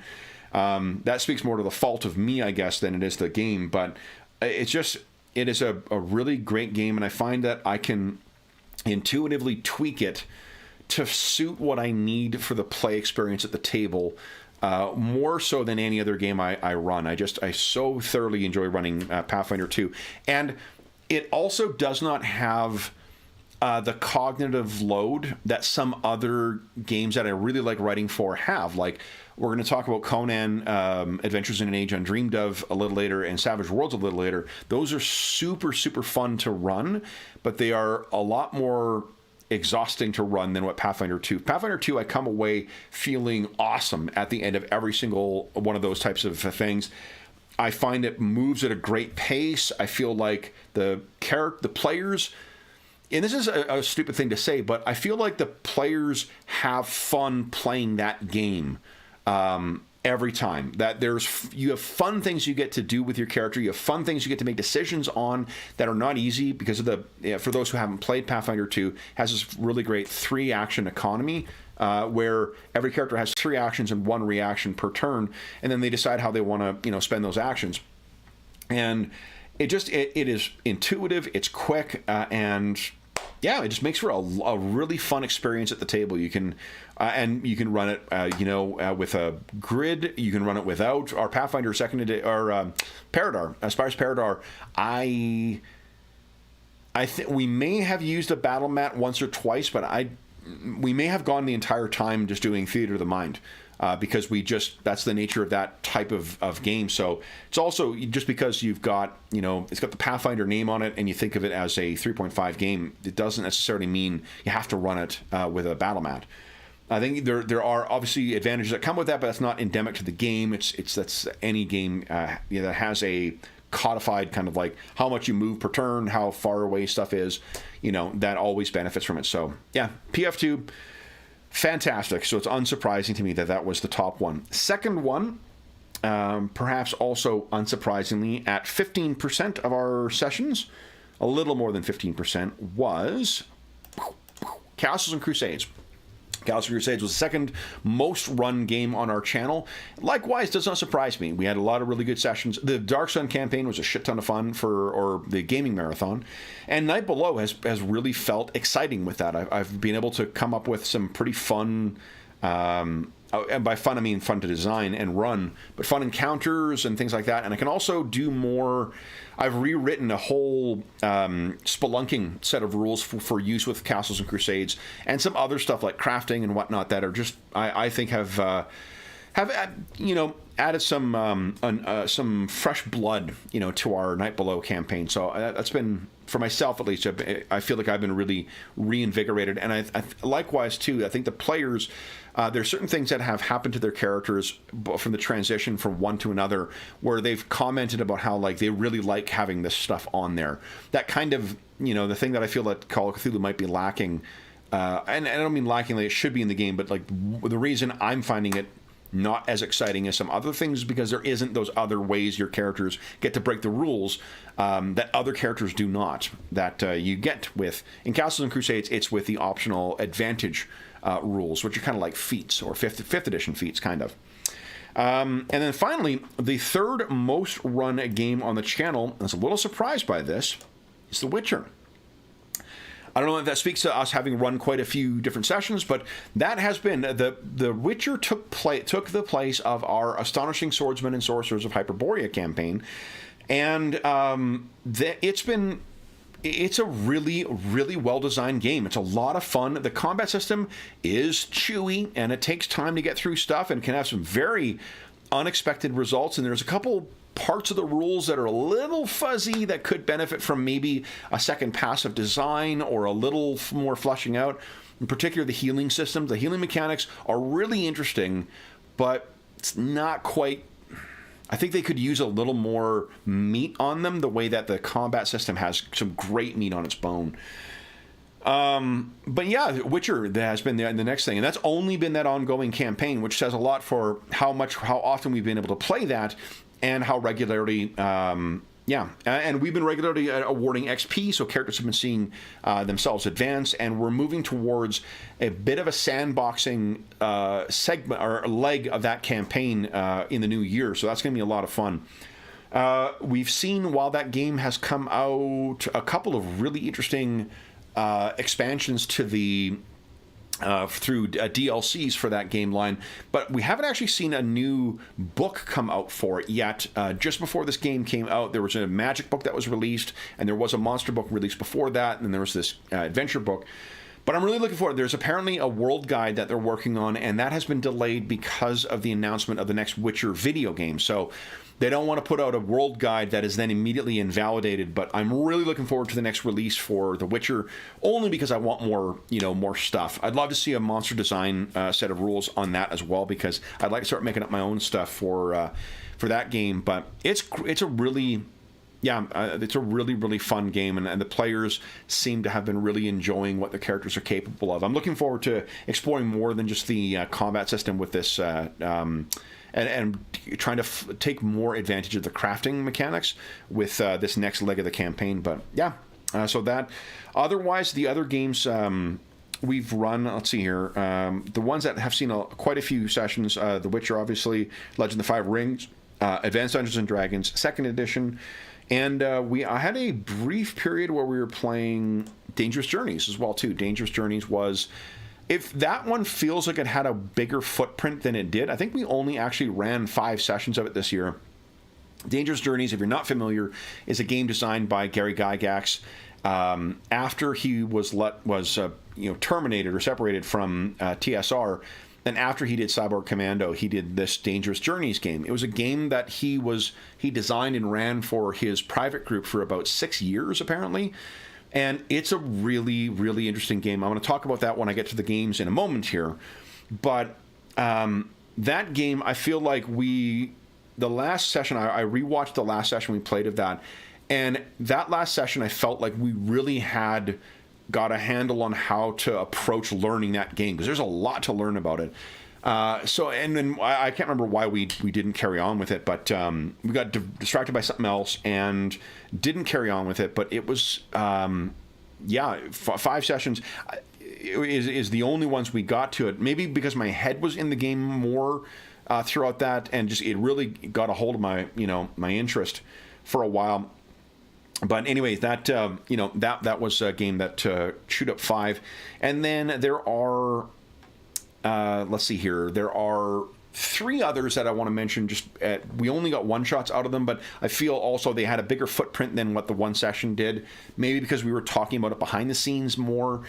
or the build up towards it's always exciting. But those ones are Conan, Adventures in an Age Undreamed Of, the 2D20 game published for Conan, Star Wars Saga Edition, and what was the other one I was thinking of? And what's my other one? That and gosh, I don't remember what the D&D 5th edition. We only ran one session of D&D 5th edition, but that was actually with, I do have a handout for this. It was with Spelljammer, the new Spelljammer. At the time when the new Spelljammer was released, we weren't running any 5th edition on the channel. We stopped, I think, early in the year because we'd wrapped up our. Actually, Paradar took the place of our 5th edition campaign on Sundays, alternate Sundays. So that's, I guess, where 5th edition went. And then let's see here. Then we got this only recently because Beetle and Grimm's Pandemonium Warehouse released their Platinum Edition of Spelljammer, and I bought a copy of that. And then we also have a copy they donated for a prize for us. So I dove in, and I gotta say, honestly, like writing for this Spelljammer, it needs work. Like there's not enough really there for exciting ship combat, and the world itself, you need to make some decisions of like, how do people communicate across space, and like what's it like when you're traveling very fast and things. So, but if you're willing to make those decisions, holy shit, what a fun game to write for. Like we had. We run 2 sessions, 2 one-shots of it so far, and those are some of my favorite sessions that I wrote this year. The way one is fundamental change between 2nd edition Spelljammer and the more recent version of Spelljammer, and those who are more into Spelljammer will be able to flesh out more about it. But from my perspective, the biggest change has been the shifting of where you're traveling through from these crystal spheres and then through phlogiston when you're traveling between crystal spheres, which was what the long-range travel was like in the original version. And in this version, you were going around on the astral sea. So to me, it feels like, to be honest, I never liked the original setup for it. I bounced hard off of it because I was like, I want this to be like Star Wars. I want us to be zipping around. I get the reference of crystal spheres, and phlogiston is a very kind of Victorian, kind of conceit to it. And fair dues, it just did nothing for me as a kid. I was interested in everything except for the actual setup of the universe in it. But what Spelljammer 5th edition seems to have some ideas from, I think for one thing, it's influenced by 4th edition, because 4th edition sort of crammed astral vessels into their cosmology for traveling the astral plane. So it stole some ideas from that, and then just basically it has some of the things that I like best that you can steal from Planescape, the old 2nd edition setting that had a hub of the different planes. That's all there for you to steal for Spelljammer as well. And I liberally did that. I took ideas from Spelljammer, from Planescape, from my own stuff, from things that interested me, and wrote 2 very short, one-shots, and I had so much fun writing it. And it was also a perfect lens through which to view 5th edition again. I'll talk about that in a moment here. But it was really refreshing to see where it does not... I think I've got a better handle now on when I want to use Pathfinder 2, which is almost all the time, and when I want to use 5th edition, what 5th edition brings to the table that PF2 does not necessarily bring. So, yeah, those ones, all 3 of those, the Star Wars one, the, the Spelljammer 2 sessions we ran, and the Conan ones, those just felt like they had bigger footprints over the past year than what the others, some others one-shots may have. Oh, that's not the right one. Come on, Madison. Here we go. All right, so let's talk about the actual games on the channel. And I'm going to do this in sort of a very quick sort of way. I've got a whole bunch of visual aids. I'll go through the ones I've got less to say about than what, I don't want to dwell on things that I don't think I either was not interested in going back to or whatnot. So I'll focus on the positives, and for no other reason, because I've already been talking for an hour and a half almost. So at the beginning of the year, we ran a couple of sessions of Starfinder. My 2 comments on Starfinder, I love the idea of Starfinder. I like the execution of how my 5th edition Spelljammer felt at the table. More than that, I felt like that was what I wanted Starfinder to be. And I wish it had the math of PF2. I really, it carries over a lot of the, and this is a pejorative perspective on this. This is only my subjective things, and there's not anything inherently wrong with it. And it's worth saying that the players who played in our Starfinder, the first module we played through, have all listed it as one of their favorites we've played over the last year. But for me, there's too much fiddly bullshit. It has all the weaknesses of level-based games in the sense that it's clear that you don't really come into your own until a couple of levels in.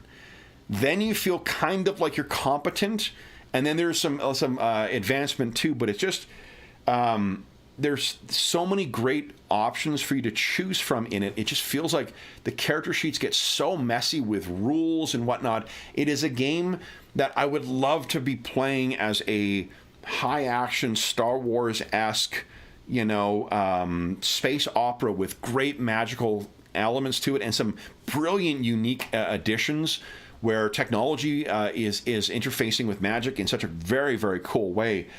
But it, from the DM's perspective or the Starfinder's perspective, it doesn't feel like that at the table for me, and it is a colossal pain in the ass to write for. I don't find it I find it easy to improvise some stuff, but there's so many things that I absolutely have to keep track of, like gear, and being mindful of where the players are with how much gear they've got, because it is a very gear focused game.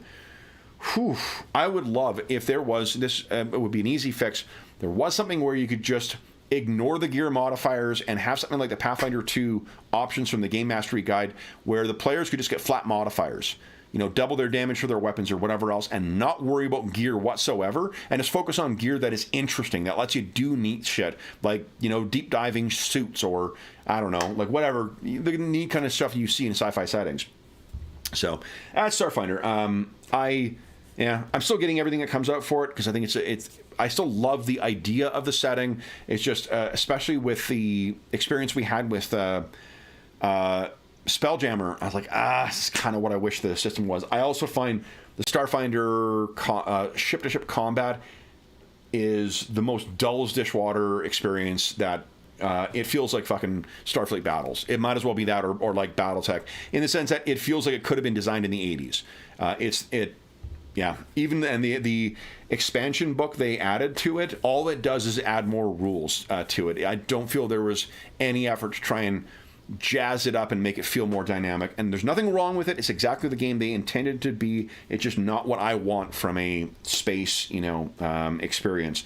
Champions. We played. We had a short run quasi campaign playing Champions 6th edition on the channel.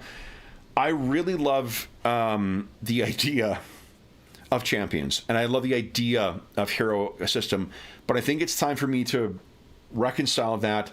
As much as I love the setting and I have an enormous nostalgia connection to the content, the pace of play, in the sense of how long combat takes, and the there are elements of Champions that are brilliantly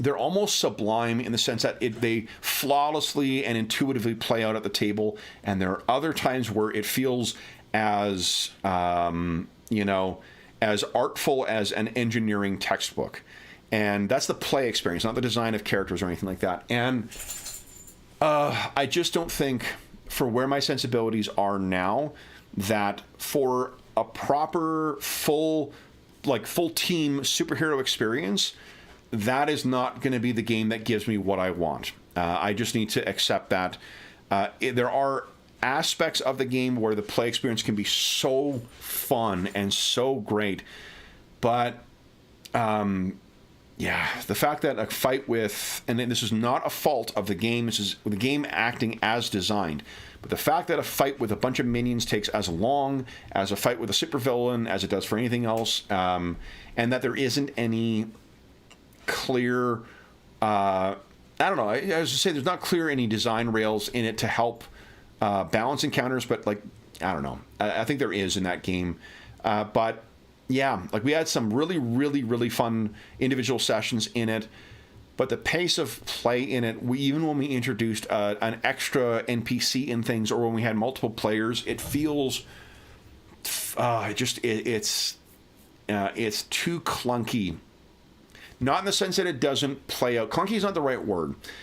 It is too deliberate, I think, for the pace of play that I want at the table. So I think it is a wonderful system that allows you to build any character you want, but I just don't think it's the right way for me to offer a superhero experience for players at the table in any of my games going forward. And I just need to remember that and reconcile myself to that and quit trying to make it work. One we played earlier on, it's been interesting thinking about this, Cult Divinity Lost. We played quite a bit of Cult Divinity Lost over the last year. And then in 2021, and then when Mo passed away, he was one of the key players in that game. When Mo got sick, and then after he passed away, we just never went back to it.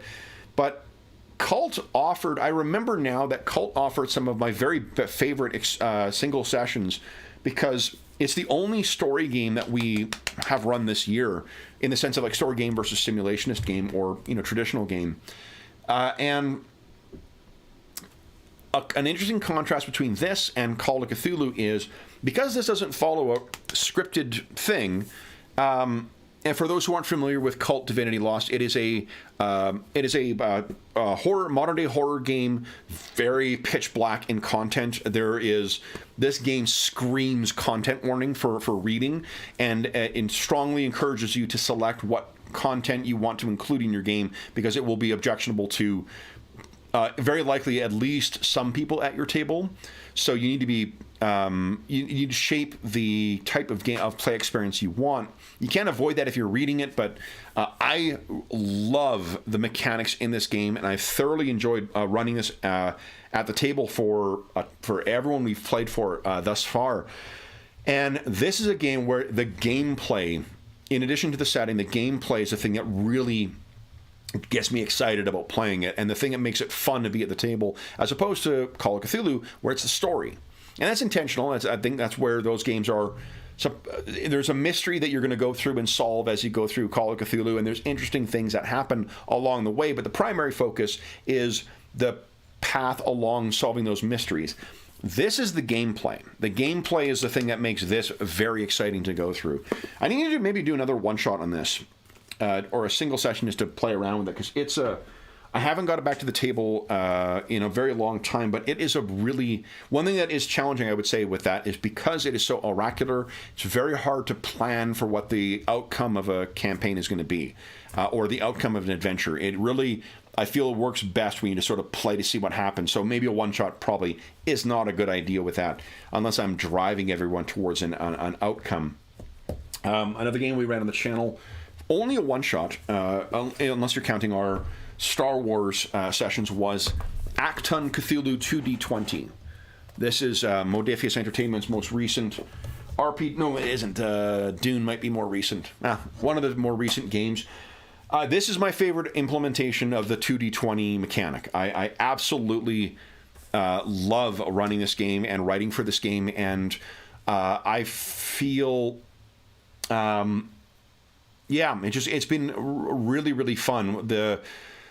It gave a really great Star Wars experience, and I think the only time I came away from our Star Wars game a little less jazzed about it than I was when I was running it, only because the players were unfamiliar with the game mechanics. So the combat felt like it dragged a little more than it should have. And for these kind of momentum-based games, it should be really, fucking thrilling every time you're playing. But I attribute that to my own the lack of familiarity with the game that the players had. And we recently started a one-shot that we'll be continuing in the new year. And that one has been just an enormous amount of fun, and there's some really good lessons for making good play experience with Acton Cthulhu. And for those who are not familiar with it, this is a adaptation of, this is like the fifth game that has used the 2D20 mechanic for it. I think it's the very best implementation of it released thus far, and yeah, and it's also the best version of Acton Cthulhu. of the setting that was originally published for Savage Worlds and for Call of Cthulhu, although both of those were previous editions of both of those games. It's great stuff. What we need is more ship-to-ship combat rules in this, and there is a reworked version of the classic campaign. It's not Atlantis Rising. It's Atlantis something or other, and it's really, really fun at the table. And the thing my favorite way to play it is the way we play some of these other games, where it's just letting things unfold. We take our time with it and let things unfold, and it's run that way. It is a very relaxing. I don't find the exhausting pace of play that I sometimes do with Conan. So that one. One of the most fun charity one-shots we ran this year was ticking off a game that I'd been interested in. I wouldn't say love, because I've sold it at one point and had to buy it back. But that would be Eden Studios' All Flesh Must Be Eaten. This is a zombie survival game that you can tweak to play like, Walking Dead kind of normal, humans, to, Zombieland kind of, amusing things of more competent characters fighting zombies, to Resident Evil where you're, kick-ass clones or whatever. And then there's supplements for the game that allow you to adapt this to different genres and different settings and time periods and whatnot. We played a classic session set in the 80s where we had two ranks of players or of characters for the players, expecting that some of them were going to die in the first round. So they started playing kids, and then they played more competent, supernatural kind of skilled adults afterwards. And it was awesome. Like, it was a really good one-shot as well, not only because it had the most unplanned, shocking ending of any of the games we've run on the channel. It was just a hilarious turn of circumstances near the end. It's also a really good game, like really very fun to run. It's got some really great rules to help you model kind of like the emotional toll that living in a persisting or having a persisting experience with being around zombies and such. It's not a sanity mechanic, but it's something similar to that, and it's really great.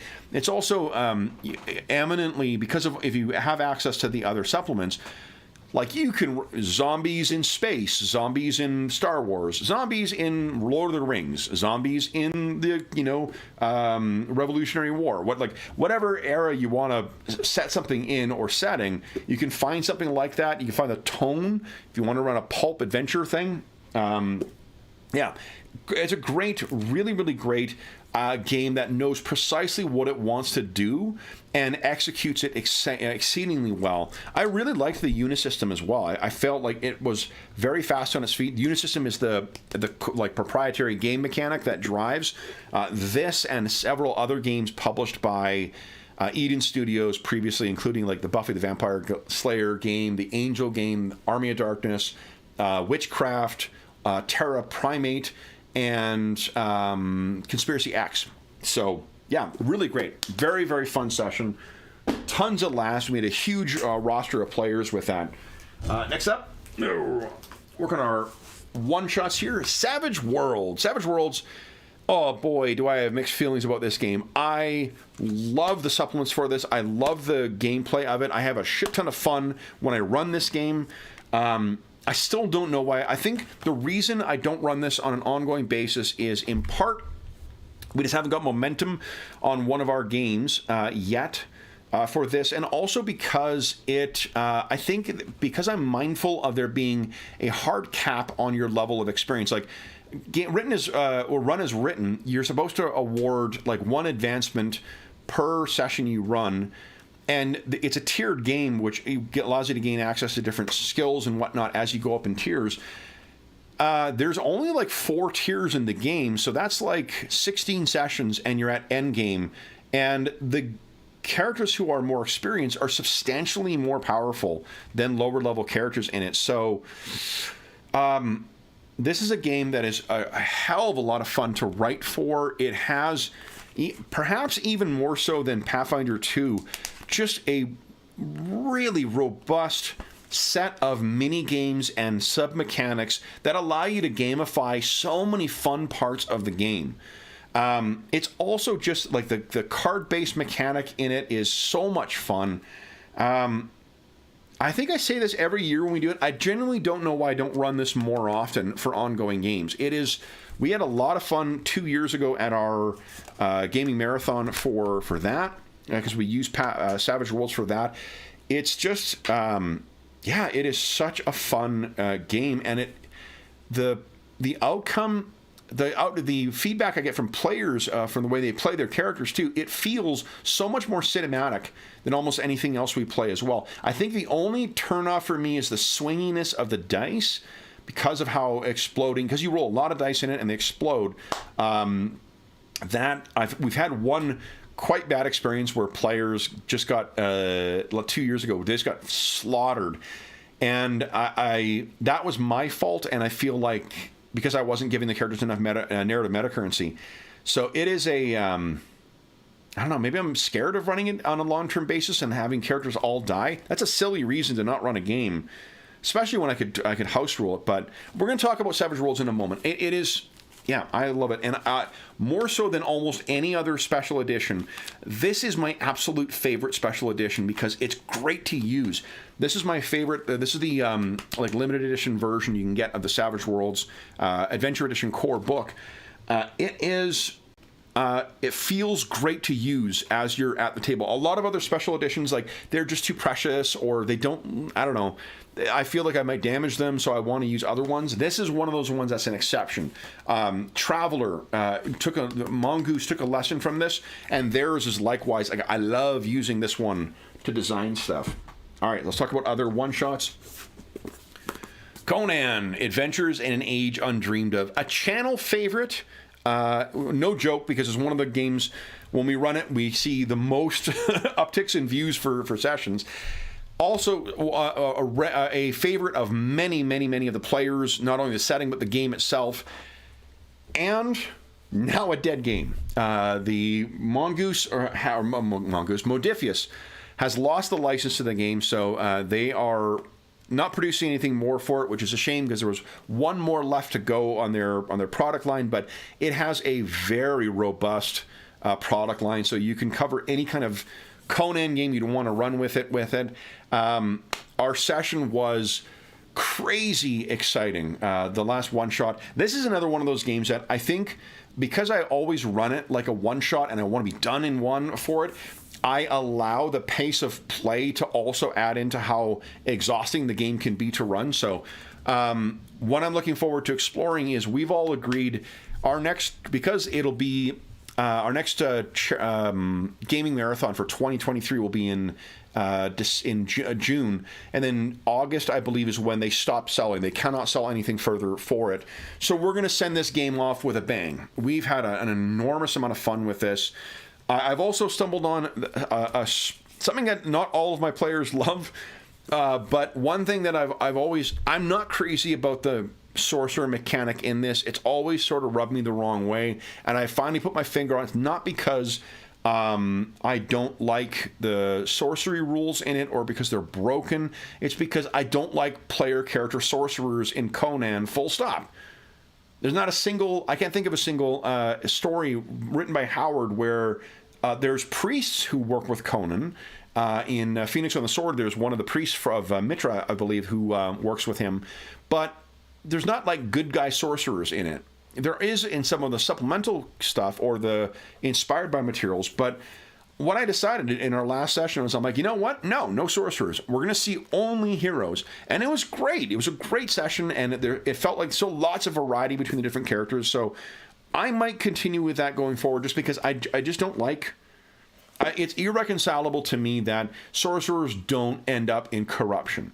So you're playing a character who's inevitably going to be a bad guy, and I don't like having that onus on me to figure out when that's going to be, you know, and that's at least my excuse for why I don't want sorcerers in the game. The game rules, I think, are still fine for sorcerers in it. Perhaps if it were only priests, I'd feel better about it, but like evil sorcerer shit in the game, it just feels like, why are the other characters along with this character?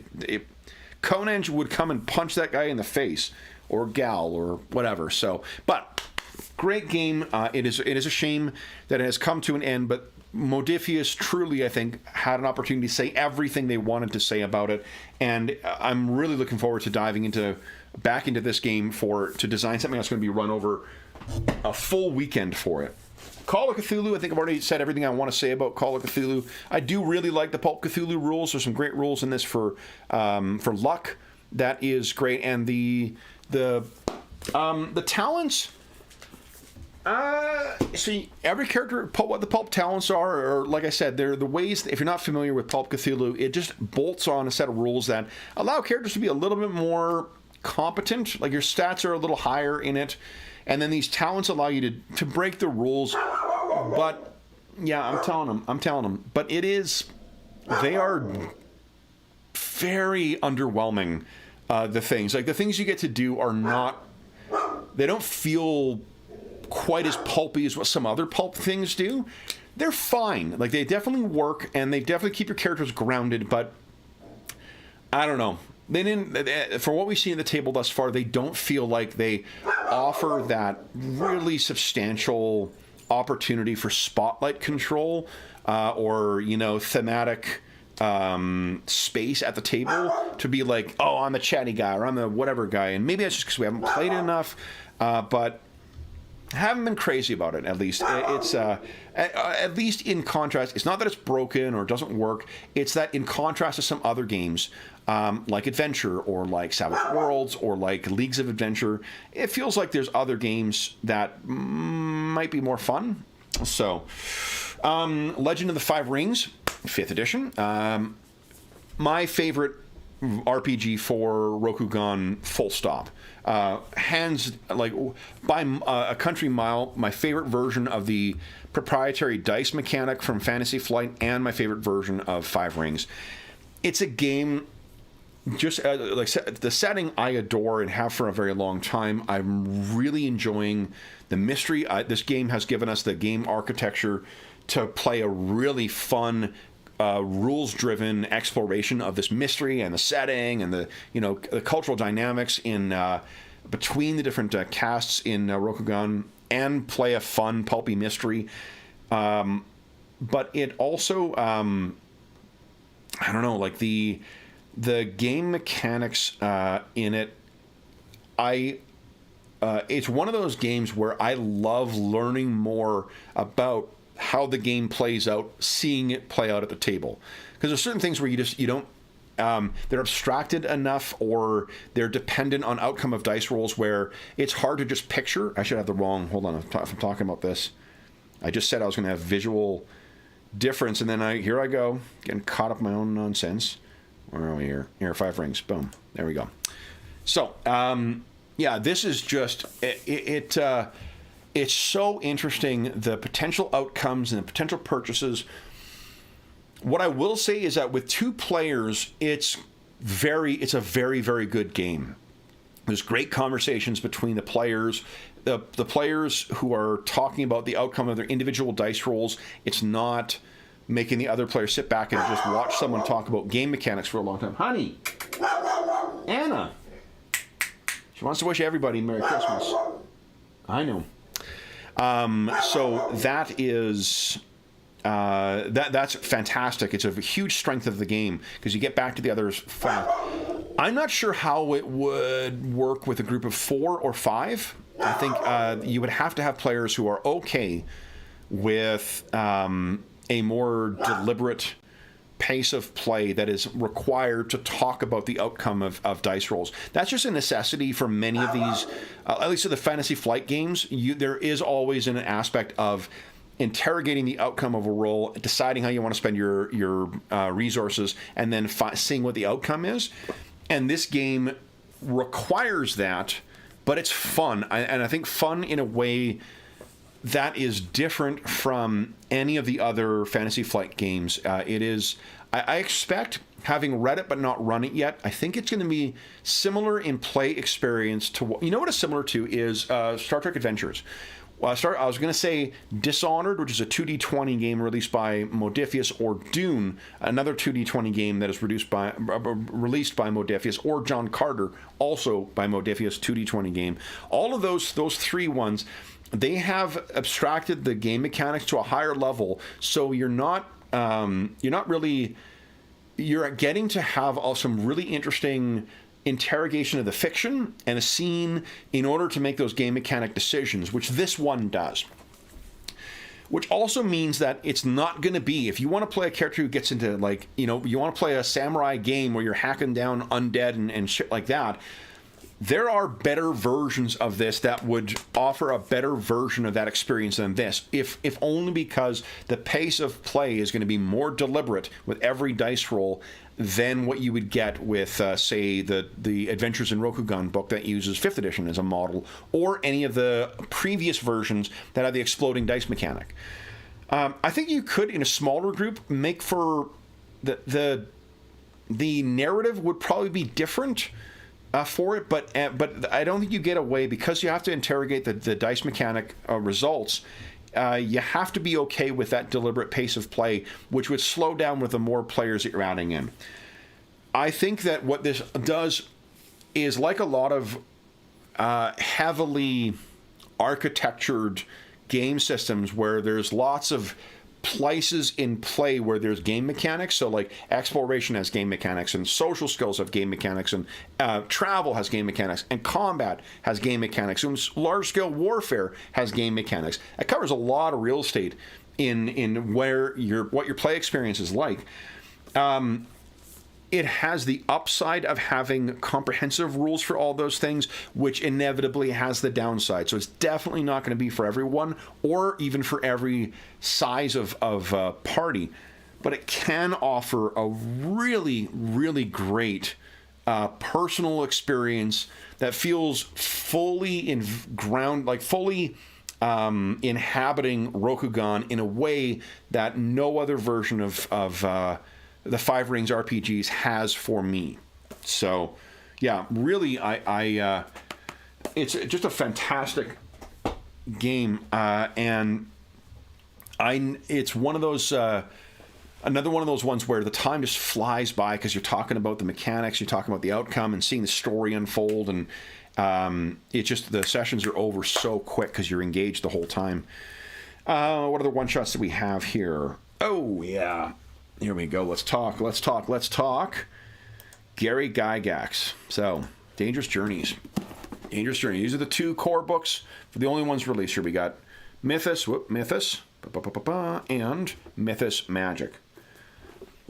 I had to do some house rules for this. There's some things about, they're pretty meaty tones to go through. Having watched our last session of it once again, and gone back and revisited some of the other sessions we played and the characters we built, I think what might have caused me to stumble a bit was we got a little... What ended up happening is, because it's a very interesting game, we started talking a little too much, I felt, about what the game could be, rather than just exploring what it is first, if that makes sense. This game has tons of nested options and descriptions and outcomes, not only throughout the rules themselves and the descriptions of the skills, but in the magic system. Like, there is a fascinating inherent logic in everything about this game, and some really brilliant, for a game that came out in 97, I think. What was it? Oh, it's earlier than that, because I think I was good. 92. For a game that came out at that time, some of the ideas in this are so ahead of the curve for where a lot of later game design would go. And it's one of those games that I think would really do well with long-term play, not only because you're getting to learn the system, but also because you're getting to see, I don't know, like, it feels like there's so many fun nooks and crannies to learn about the game, that not only the benefit you get from playing any characters for long term, it isn't level based, so you're not going to cap out at a certain point either. just a really cool system. It's funny that like when we set it aside, I just did not really think about it again. I had copies that were still kicking around because I got copies for any player that wanted one, really. And the few sessions we did play were really good. And then we just, I think, because I wasn't. I don't think this is a conscious decision. Just looking at our last kind of like conversation and work that we did on this, we were thinking a lot about like, well, what do we need to tweak here and we need to tweak there, rather than actually just playing the game and teasing out all those little nooks and crannies. As an example of the nook and cranny that I'm talking about, like there's every one of the skills. Every one of the not every one of them, a lot of the skills that grant magic, it's called Heka. It's like your magical potency in the game. They all almost to a rule. Every one of them has some small little extra thing you get to have, some like little side power. So like it has. And it doesn't. It's not like you're adding more onto that as you develop your character. It's just this neat way where starting characters feel very competent in a way that like Pathfinder 2 does, and some other RPGs do, non-class-based RPGs. But your characters feel very interesting and competent, and there's lots of neat ways you can have cool little things you can do, like, you know, what do you call it?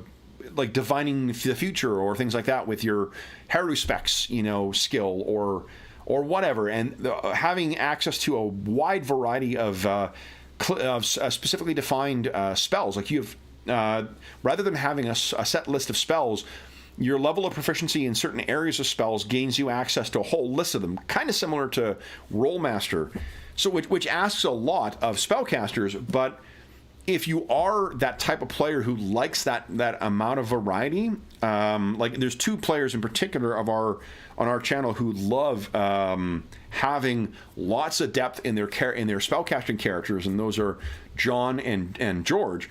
This is the kind of game that would just, you know, they would have lots of opportunity to indulge their creativity within the bounds of the rules to come up with solutions that are creative uses of their abilities. You know, I don't know. The trouble is I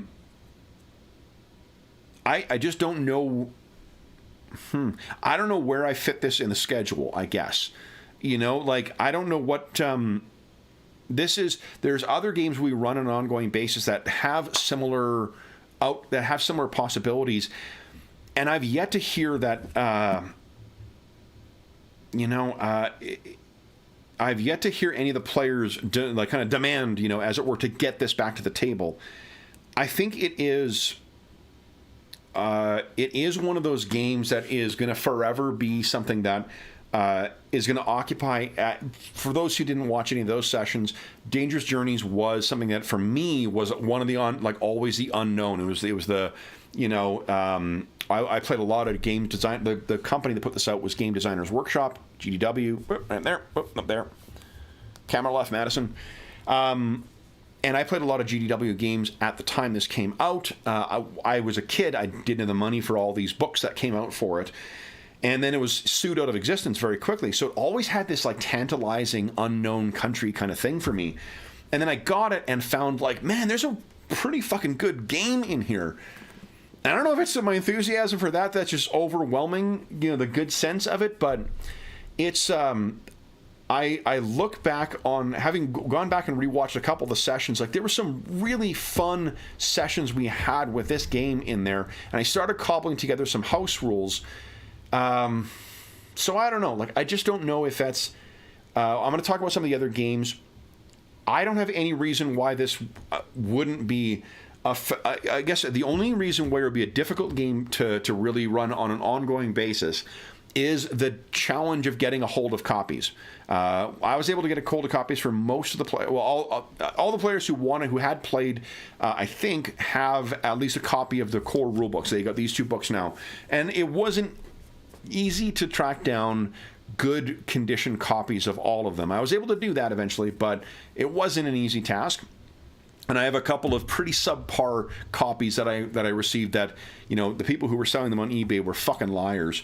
or that like it smells like it was a 9-pack-a-day smoker that they kept the copy of it sitting next to the ashtray, so just the book reeked.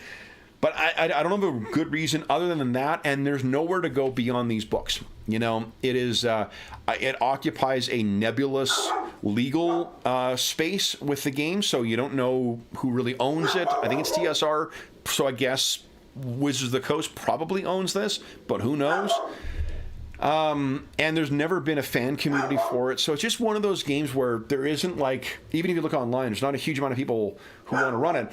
And it's not to say that that's a reason not to run the game, but I mean, if there's no one, if it's really hard for people who are discovering the game to get a hold of it, and there isn't an unserviced fan base of this game, it's not a great reason to stream it, but man, I don't know. I really like this. Having revisited the game in preparation for this and rewatching those sessions, it's a really interesting game. If nothing else, it's a really interesting game, and it would have been great to see how it fleshed out. And I would be very interested to hear. He says in the books that Gygax ran it for his kids, for Luke and for, I can't remember who the other boy's name is, but he says he ran it for them, and it was his go-to game for 6 years. So I would love to hear. And I guess the other thing is it's such a different design ethos from Dungeons and Dragons, from Gygax's Dungeons and Dragons. It's clear his mind was in a different spot for designing games in it, and that in and of itself, for being kind of one of the, if not the fathers of our hobby, or parents of our hobby, it's interesting to see where his mind was during that period from like 86 to 92. So anyway, next up is The Witcher. The Witcher. I don't have much to add beyond what I said before. This game does boss fights better than almost any other RPG I've seen. It's very hard to capture that. It is combat mechanics in this are crunchy, so you need to be okay with that. They're not painfully slow, but bigger fights with multiple opponents and multiple players, you are going to be setting yourself up for a while. And the healing mechanics are not, I think, we've had a hard time understanding exactly how those differ and the specific ways, how those actually play out at the table, and also how the specific way that a doctor character, because that's one of the character types you can play, why you would have a doctor when you have a mage who can cast healing in the party. So, yeah, and I think the crafting mechanic is some good ideas, and only by virtue of comparison to how well they work in Blackbirds do I find that this is kind of subpar in comparison. But it is a solid game, and the supplements for this are really good as well. And the players seem to really enjoy their characters. They really enjoy what their characters can do, be it the sorcerers or the Witcher and themselves, or we've got a rogue type in our party and a doctor in our party. And that's really cool. It's a cool game. There's some areas where I feel like I'd like to understand more about it, but I mean, I understand they're operating. This is a licensed game, so, and yeah, I would like to have a better sense of cosmology and a little bit more information about the world. But what I've elected to do is make up my own principality or whatnot that we're setting our game in, and it'll be from there. So that's fine. And the character advancement is quite good in this too, because it's you're able to see characters who can see early and often advancement, which is always, I think, a good thing with any RPG, if you can see characters, especially at the start of campaigns. Next up is go back to our Castles and Crusades thing. So I think I've already said most of what I wanted to say when I was talking about that.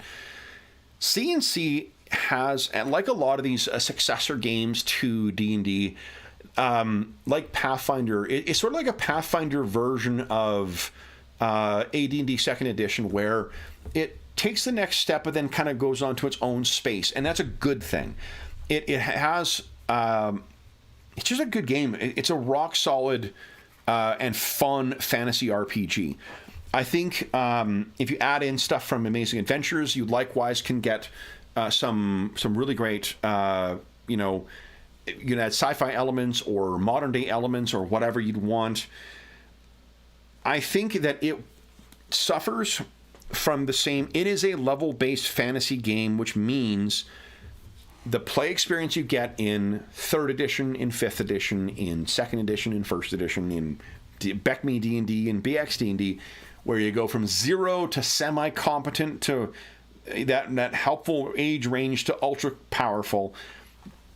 That is the play experience in this game. There's a little bit more nuance to it. The math is a little more dependable. They've tweaked a few things with respect to skills, how certain spells work, certain classes work, which I really like. Rather than just aping old versions of D&D, they get their own take on like rogues and rangers in this, and they're great. I really like both of those, but it is a variation on that same level-based fantasy game theme. So this game is great for if you had experience with AD&D 2nd edition before, and there are certain things about the math, particularly as you get higher levels, that you find are it's tiring, or I don't know, or it's causing issues for you. This is a fantastic replacement for it. If you want something that's going to have more modern, like narrative metacurrency in it too, there's some fabulous ideas for how to incorporate, like we use 2 in our game. In fact, we use hero points, and we also use luck. Luck can be spent 1 for 1 to modify the outcome of dice rolls, and hero points can, like, avoid death or re-roll something. So 1 refreshes much faster, the luck refreshes much faster, and it's been a shit ton of fun. It's been made for a really fun and still like high action, high stakes experience. It's a great, really, really great game, and a huge amount of supplements for it too. Really interesting and fun supplements for it too. It's got its own unique world too. I'm sort of lukewarm on its setting, only because I find it very hard to get through. They have erred on the side of tons of detail, and I'm just not the kind of game master who cares about that. It's like I want to have an idea of what the world is like, so I can start getting an idea of what the set dressing is going to look like. But when you're going back 10,000 years and you're going to give me 12 pages worth of history of the gods, like, it is not something I need in order to run a game. And if you can't present it in a way, and this is, again, it's strictly subjective, but if you can't present it in a way as for why this stuff matters and why it's exciting for your setting, it's very fucking hard to want to commit to 70 dense pages of effectively like the Silmarillion, knockoff, to try and figure out what's unique and fun about this game. So the game itself is fantastic. Some of the adventures, the ones I've read have been, which is only a couple, have been very, very interesting, and I think they're neat. The setting, I think, could benefit for some people from a separate approach. Stealing that idea of here's 10 things about this setting that are amazing that 4th edition D&D used to do would be a good start on this, to be like, just to understand how it differs and what makes it cool as compared to setting this in your own home setting or whatever else. I've used C&C so far to run Dark Sun, to run Forgotten Realms, to run Greyhawk, and it's worked great for all of those. I think the only reason for me, and this again, I don't mean to edition war here, but for me, why Pathfinder 2 trumps it is there's more, if for no other reason, right at level 1 you get awesome and interesting characters, and there's more ways you get to see those characters develop in more substantive ways as they go up beyond your selection of your race or ancestry in Pathfinder 2's case, and your class at first level. So, it's different. Those are 2 different masters that are being serviced by it, but just for myself, that is why Castles and Crusades, I'm not sure I would ever go back to running AD&D 2nd edition. I think I would always want to run Castles and Crusades instead. It's just, I think that it fits, again, servicing 2 masters. I get to run an old school type experience, but you take advantage of a more more modern set of game rules that suit my sensibilities. Next up is going to be Rogue Trader. Here we go. Rogue Trader. Again, awesome game. You can get it on Drive-Thru RPG. Hard copies, I think, they're expensive because all the Fantasy Flight stuff is. At time of recording, we're about a year off from Owlcat Games releasing a computer game based on this. But Cubicle 7 is releasing a new version, basically, of these types of rules. And instead of having 5 different rules, they're going to release one that is specialized towards different types of things. So you could run a Rogue Trader campaign with this. You could run a Dark Heresy campaign with this. I can't see this getting cheaper over the next year. So if you are interested in checking it out and picking it up, whatever the cost is for these things are right now, probably not going to go down. You could instead just get a PDF copy of it. The core rulebook itself has a ton of stuff in it. So I made use of, or regularly make use of, really 2 supplements. There's one called Into the Storm, which is the player focused supplement, but it adds some other stuff on for Game Master, where it adds in some rules for social or investigative stuff. And then we use something called a Navis Primer, which adds on more expanded rules for psychics, but also this different set of rules for warp travel, which is super, super fun. The one out of here is pretty good still. The other one I just like better. It's really, really great. This is one of the games where I can have the sort of I can have the adventure planned, but seeing what's happening because of the way the mechanics work is so much fun in this game. It's just an enormous amount of fun to play. Characters feel bigger than life. It's a great care gen system too. It's a life path system that you're encouraged to do with everyone together. So it's really, really fun that way. Great game. Flames of Freedom. Looks like this. It is available everywhere by Amazon and whatnot too. This is the... hold on. Oh, let me switch my background. I have that set up too. Hopefully this is helpful for folks who are coming at this later to navigate through. Flames of Freedom is... I won't talk about the setting again because I've already talked about that when I talked about our ongoing games. But it's...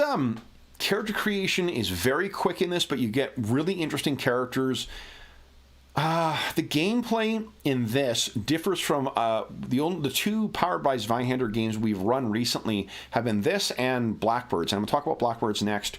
But actually, I'll talk about Blackbirds in a second. There's 2 other games I got to touch on. This one is... in Blackbirds, you can attack more than once per round. It's sort of like Pathfinder 2, where you get 3 action points at the start of your turn, and then you spend those to take actions, but you need to save them to defend for your reactions as well. In this one, in Flames of Freedom, you're only able to attack once, which means you need to do something else with your action points if you want to be attacking or doing something to your adversary. But there is a whole set of abilities called Rough and Tumble that are actions you can take, and these are things like kicking people in the shins or knocking them in the balls or clocking them on the head or shoving them over. And it adds this fun swashbuckling kind of feel to the fighting, which is just really fun. It's really exciting. And it's interesting, I think, is the thing I'm looking for. There's more variety to what you're doing in a round per round, rather than just I'm attacking, or I'm attacking hard, or I'm attacking accurately. It makes the actions you take throughout the round feel like they're visually more interesting than what you get in some other versions. Magic in this is very low powered and whatnot, but you still can do some cool stuff. And in particular, some of the healing magic in here. It's just a really fun game. There's a ton of stuff in here. It's one of these Zweihander books that's really big, but it's gorgeously bound.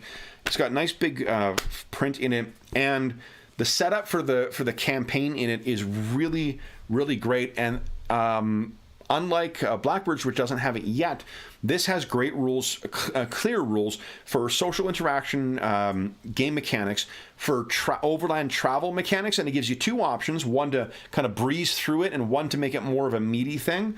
And then you have your full combat rules. It's just a really, really great done-in-one game. Tons of adversaries in it too. Great creepy monsters, some classics like vampires or zombies or whatnot, as well as some very thematic new world ones. It also gives you some great insight into presenting we call them First Nations cultures in not only First Nations, but like the Aboriginal people who live in North America at the time. It gives you some really good information on differentiating the different tribes, not only from like customs or things like that, or how they react to each other, what their experience with the different colonizing groups are too. So like, were they part of the French Indian War? Were they allied with the British? Did they convert to Christianity? Did all of them convert to Christianity? It's the kind of stuff that makes for a really, helps you get a real good sense of the flavor of what the setting is like. And there is a crap ton of online resources you can draw on to help supplement your game. So it's one of my favorite games I've run this year. I got to say, I'm going to talk about Blackbirds in a moment, which I also have really, really loved. But this has just been so much fun, and you get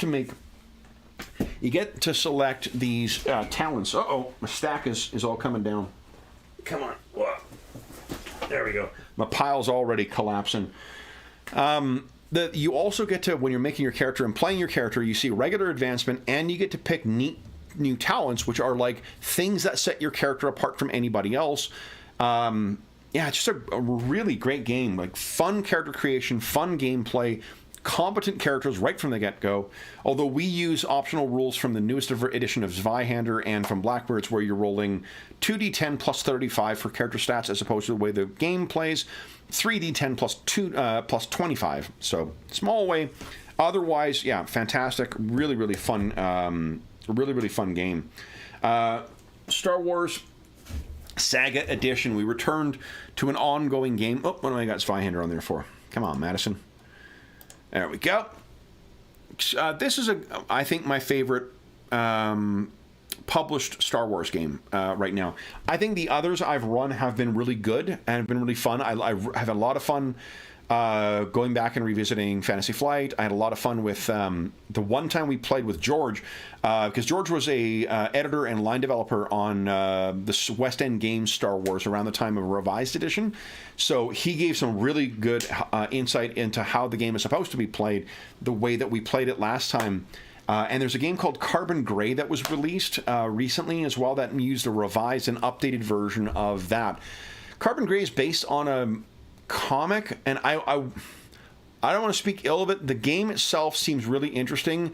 The comic I really didn't enjoy it.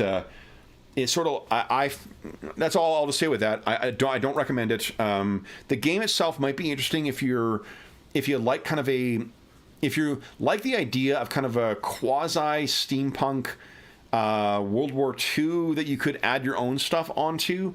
You'd have to do a lot of original creation for that thing, but the thing I liked is that it tweaked the Star Wars West End game mechanic and used flat difficulty numbers. So like resisted rolls, both parties aren't rolling then. You're only the acting party is rolling, and the resisting party has a flat like resistance score.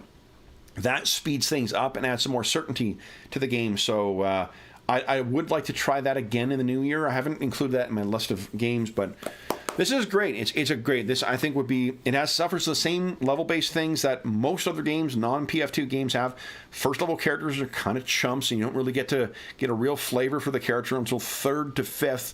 But once you're at 5th, we've been playing 5th level characters in it.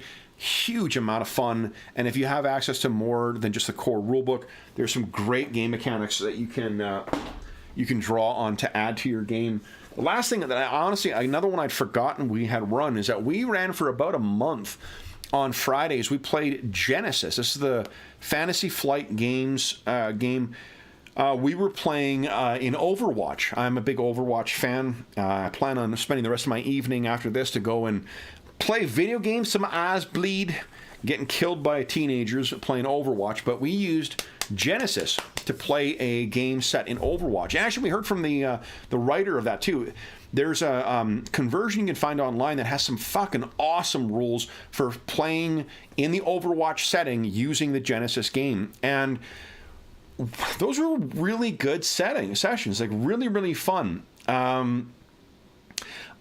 don't know why we didn't go on with it. I think we started doing something different with it, but like they were some really fun sessions. Both the setting was really great. I don't know why we didn't carry on with that, to be honest.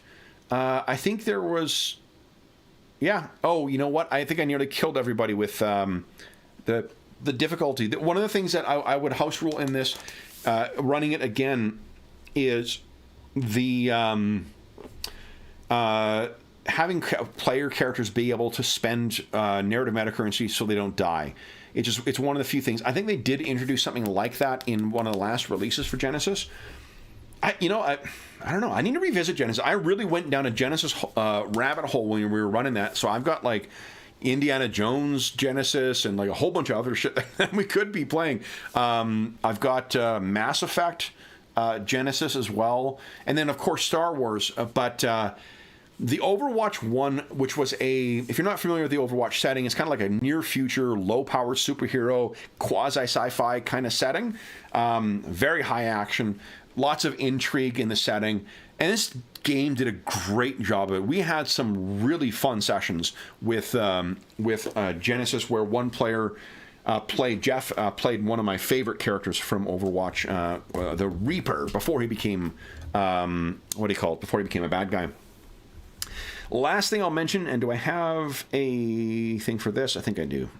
Let's see here, is what we are playing over the holiday break, and that is... I've just... I turned the wrong thing off. Hold on. Come on, Madison. Hey, everybody. So, this is Blackbirds. Blackbirds is a powered by Zweihander game written by a guy named Ryan Vernier, who's I've really enjoyed interacting with him as we were getting ready to run this and having, run some things. This game is a dark fantasy game that has a kernel of bright, burning hope at the core of it, and I just love this game. Everyone we've played this with thus far has had really positive experience with it. It's just a really fun game. It tunes character abilities and difficulty in combat and use of narrative meta currencies and cool abilities for enemies. I'm not going to go into a great deal of length in this because we're spending the whole holidays with it, and I've showered this game with praises every time we've run it. But it is a gorgeous book, and it is an extremely well designed game, and I am really I think there is enough in the game here to get you going, because there's 2 fully fleshed out cities that you can set your campaigns in, and you can also just decide, like, okay, there's enough in here for me to make up stuff that I want about other settings or other places, which I've done for this Blackbirds of Yule event. But the characters you make in this, it has a lot of the touchstones for standard. There's magic in it for standard fantasy. There's elves, there's dwarves, there's things called Nephilim, which are sort of similar to tieflings, and there are Jotunkin, which are a ancient race of kind of half man, half giant, and they're all awesome. Even the humans, they've got such great abilities. It has a good balance between making characters feel like utter badass fantasy heroes, while still making them feel distinctively mortal.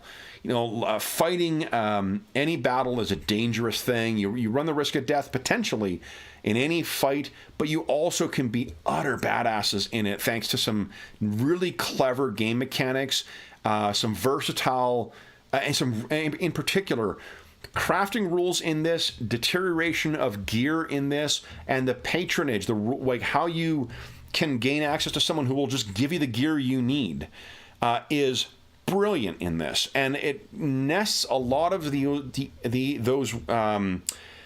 nests a lot of really interesting rules and gameplay in some parts of that, like requesting better gear, or I don't know, like there's so many neat ways where, like our last session of this, we spent about half an hour with the characters all role-playing through and selecting out, because they finally got a patron, going and grabbing all the gear because they were broke from the get-go.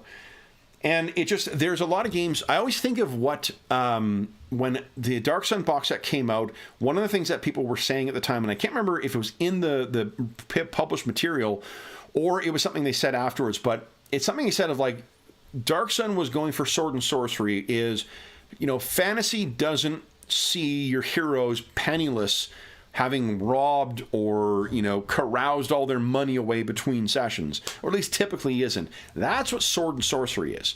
Sword and sorcery is, you can see characters at their triumph, at the heads of armies at the end of one story, and then their armies are devastated and they are on the run from their enemies with not a single penny to their name at the end of the next. The vicissitudes of fortune is a big part of that, of Conan's journey, for instance. And Blackbirds feels like that is absolutely how you can go through that. If you have a patron, but if you lose that patron, you could be living the high life, not having to worry about your money and whatnot.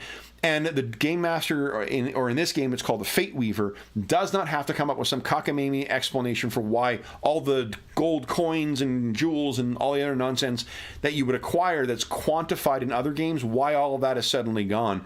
It's just, your patron isn't there, you can't afford it anymore. So I absolutely love that. It's a game that I think would benefit extremely from ongoing play, but even individual sessions are tons of fun. The monsters are incredibly unique and feel unique at the table. It's got a great, maybe my favorite,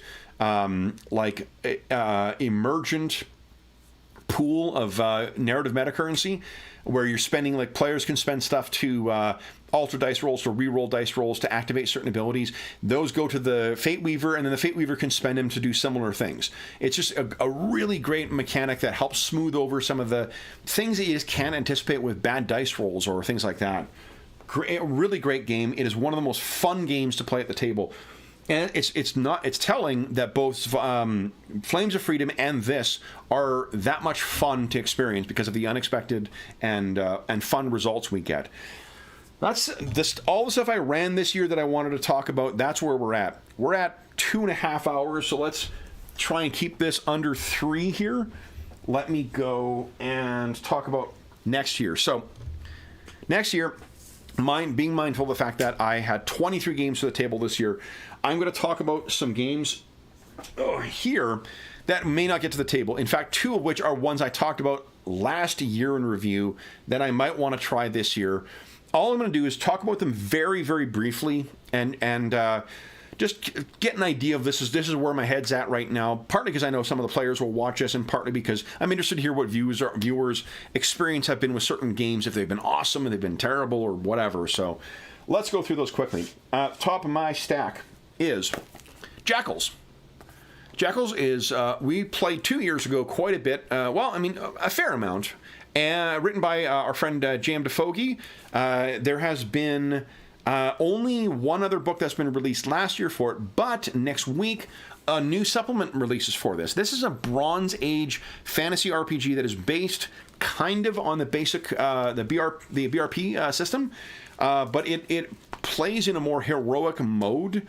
And it's a lot of fun. Like we've had character creations, a lot of fun in this. One of the default adventures out of this we've run thus far, it was really good.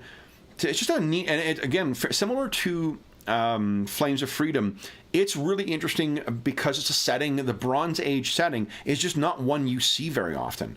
And it really, this game, Jackals, is extremely well designed as well. That's very tight, and it all supports the type of journey like a swords and sorcery Bronze Age classic hero would go through. I mean classic in the sense of classes, Greek and Roman mythology kind of stuff, while also still feeling very gritty. Really great game, really great game, and it's a shame we didn't get it to the table this year. A similar game, and I don't know about this one, RuneQuest. I hear this is the best way to learn how to run RuneQuest for anyone. RuneQuest has been one of those games that I've talked about running before. I think I am more cautious of streaming this for fear of fucking up the setting and the sensibilities, because I just don't want to deal with a bunch of comments from people who are like, you're presenting Glorantha wrong. But that shouldn't be a reason to not run something, and it seems this is a gorgeous and very helpful product. And I know that some of the players, we did run a character generation about 2 years ago, or maybe 3 years ago, with RuneQuest Glorantha, and the players all really enjoyed that. And that's it. Yeah, so I think it'll be really good, and it's also one that I think will be interesting to see over time, because you're really only doing, I think it's either one adventure per year or one adventure per season, similar to like Ars Magica. That one is definitely on the kind of maybe thing. I haven't talked to any of the players about that yet. When I was making my stack of books for today. The next one is, let's see here, 2300 AD, which I mentioned last year that had not yet come out.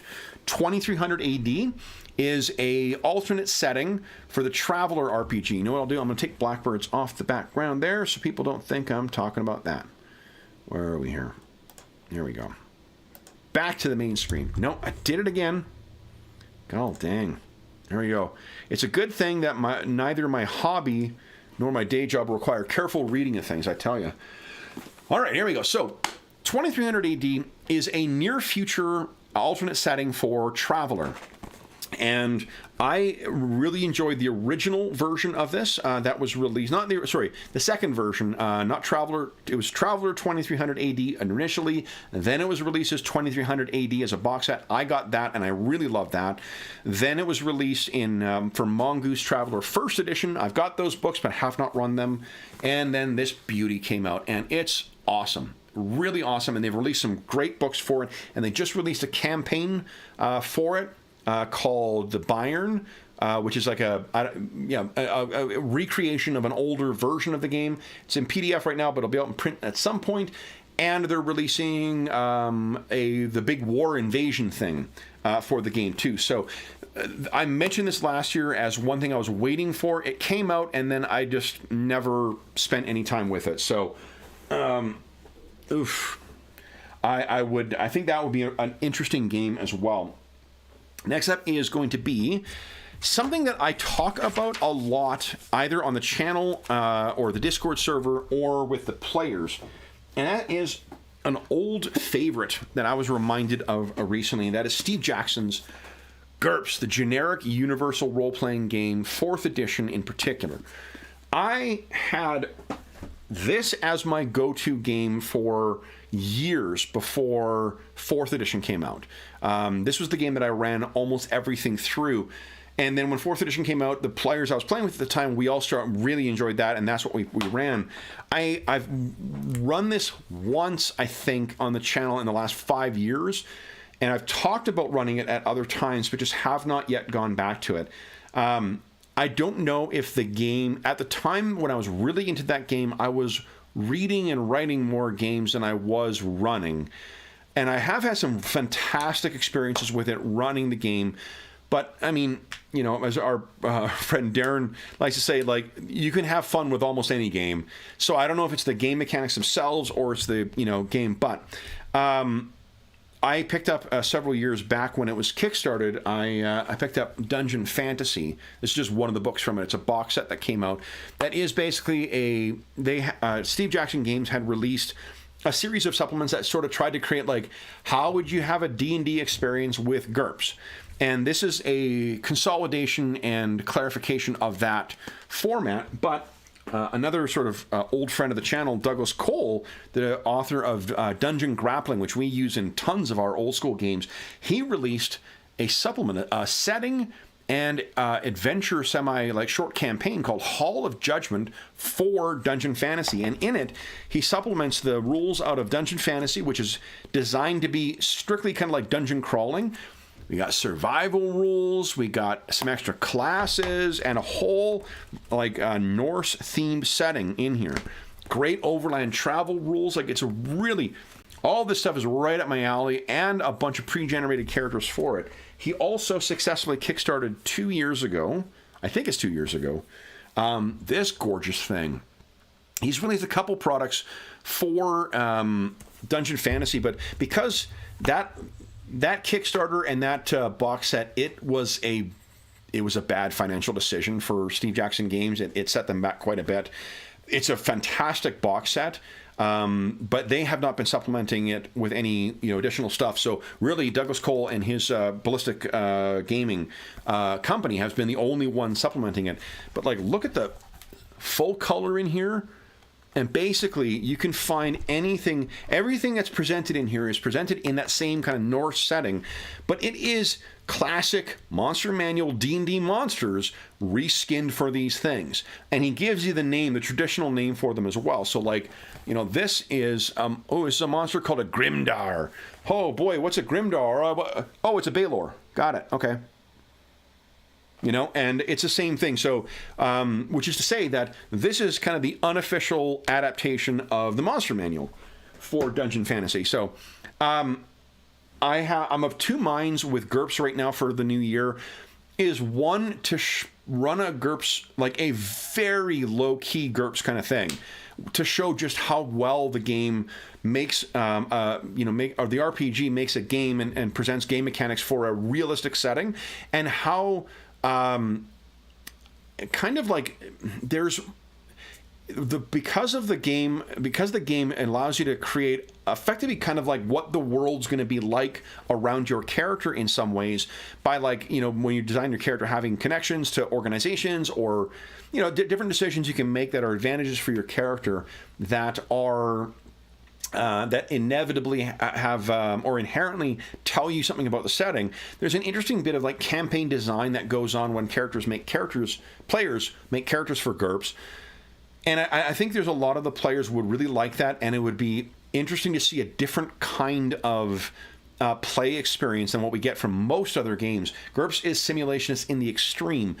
So that's one thing I'm thinking of, is like really low powered. And the other thing is, hey, let's show how fun, Dungeon Fantasy is. Because I had a lot of fun running an Eberron one for this, and it's very, very cool. GURPS is one of those games where like wolves can be a credible threat for your characters regardless of the numbers, your level, or kind of like how powerful you are, just by virtue of how the game works. There's rules for shock, there's rules for wounds, but it's all very like it's all very, relatively speaking, light on its feet, and it also it has a core mechanic of how to do contested rolls involving 3d6 against your skills or your attributes. That is just very easy to adapt for other larger scale things. So it's a very versatile system at its core, and intuitive in the extreme.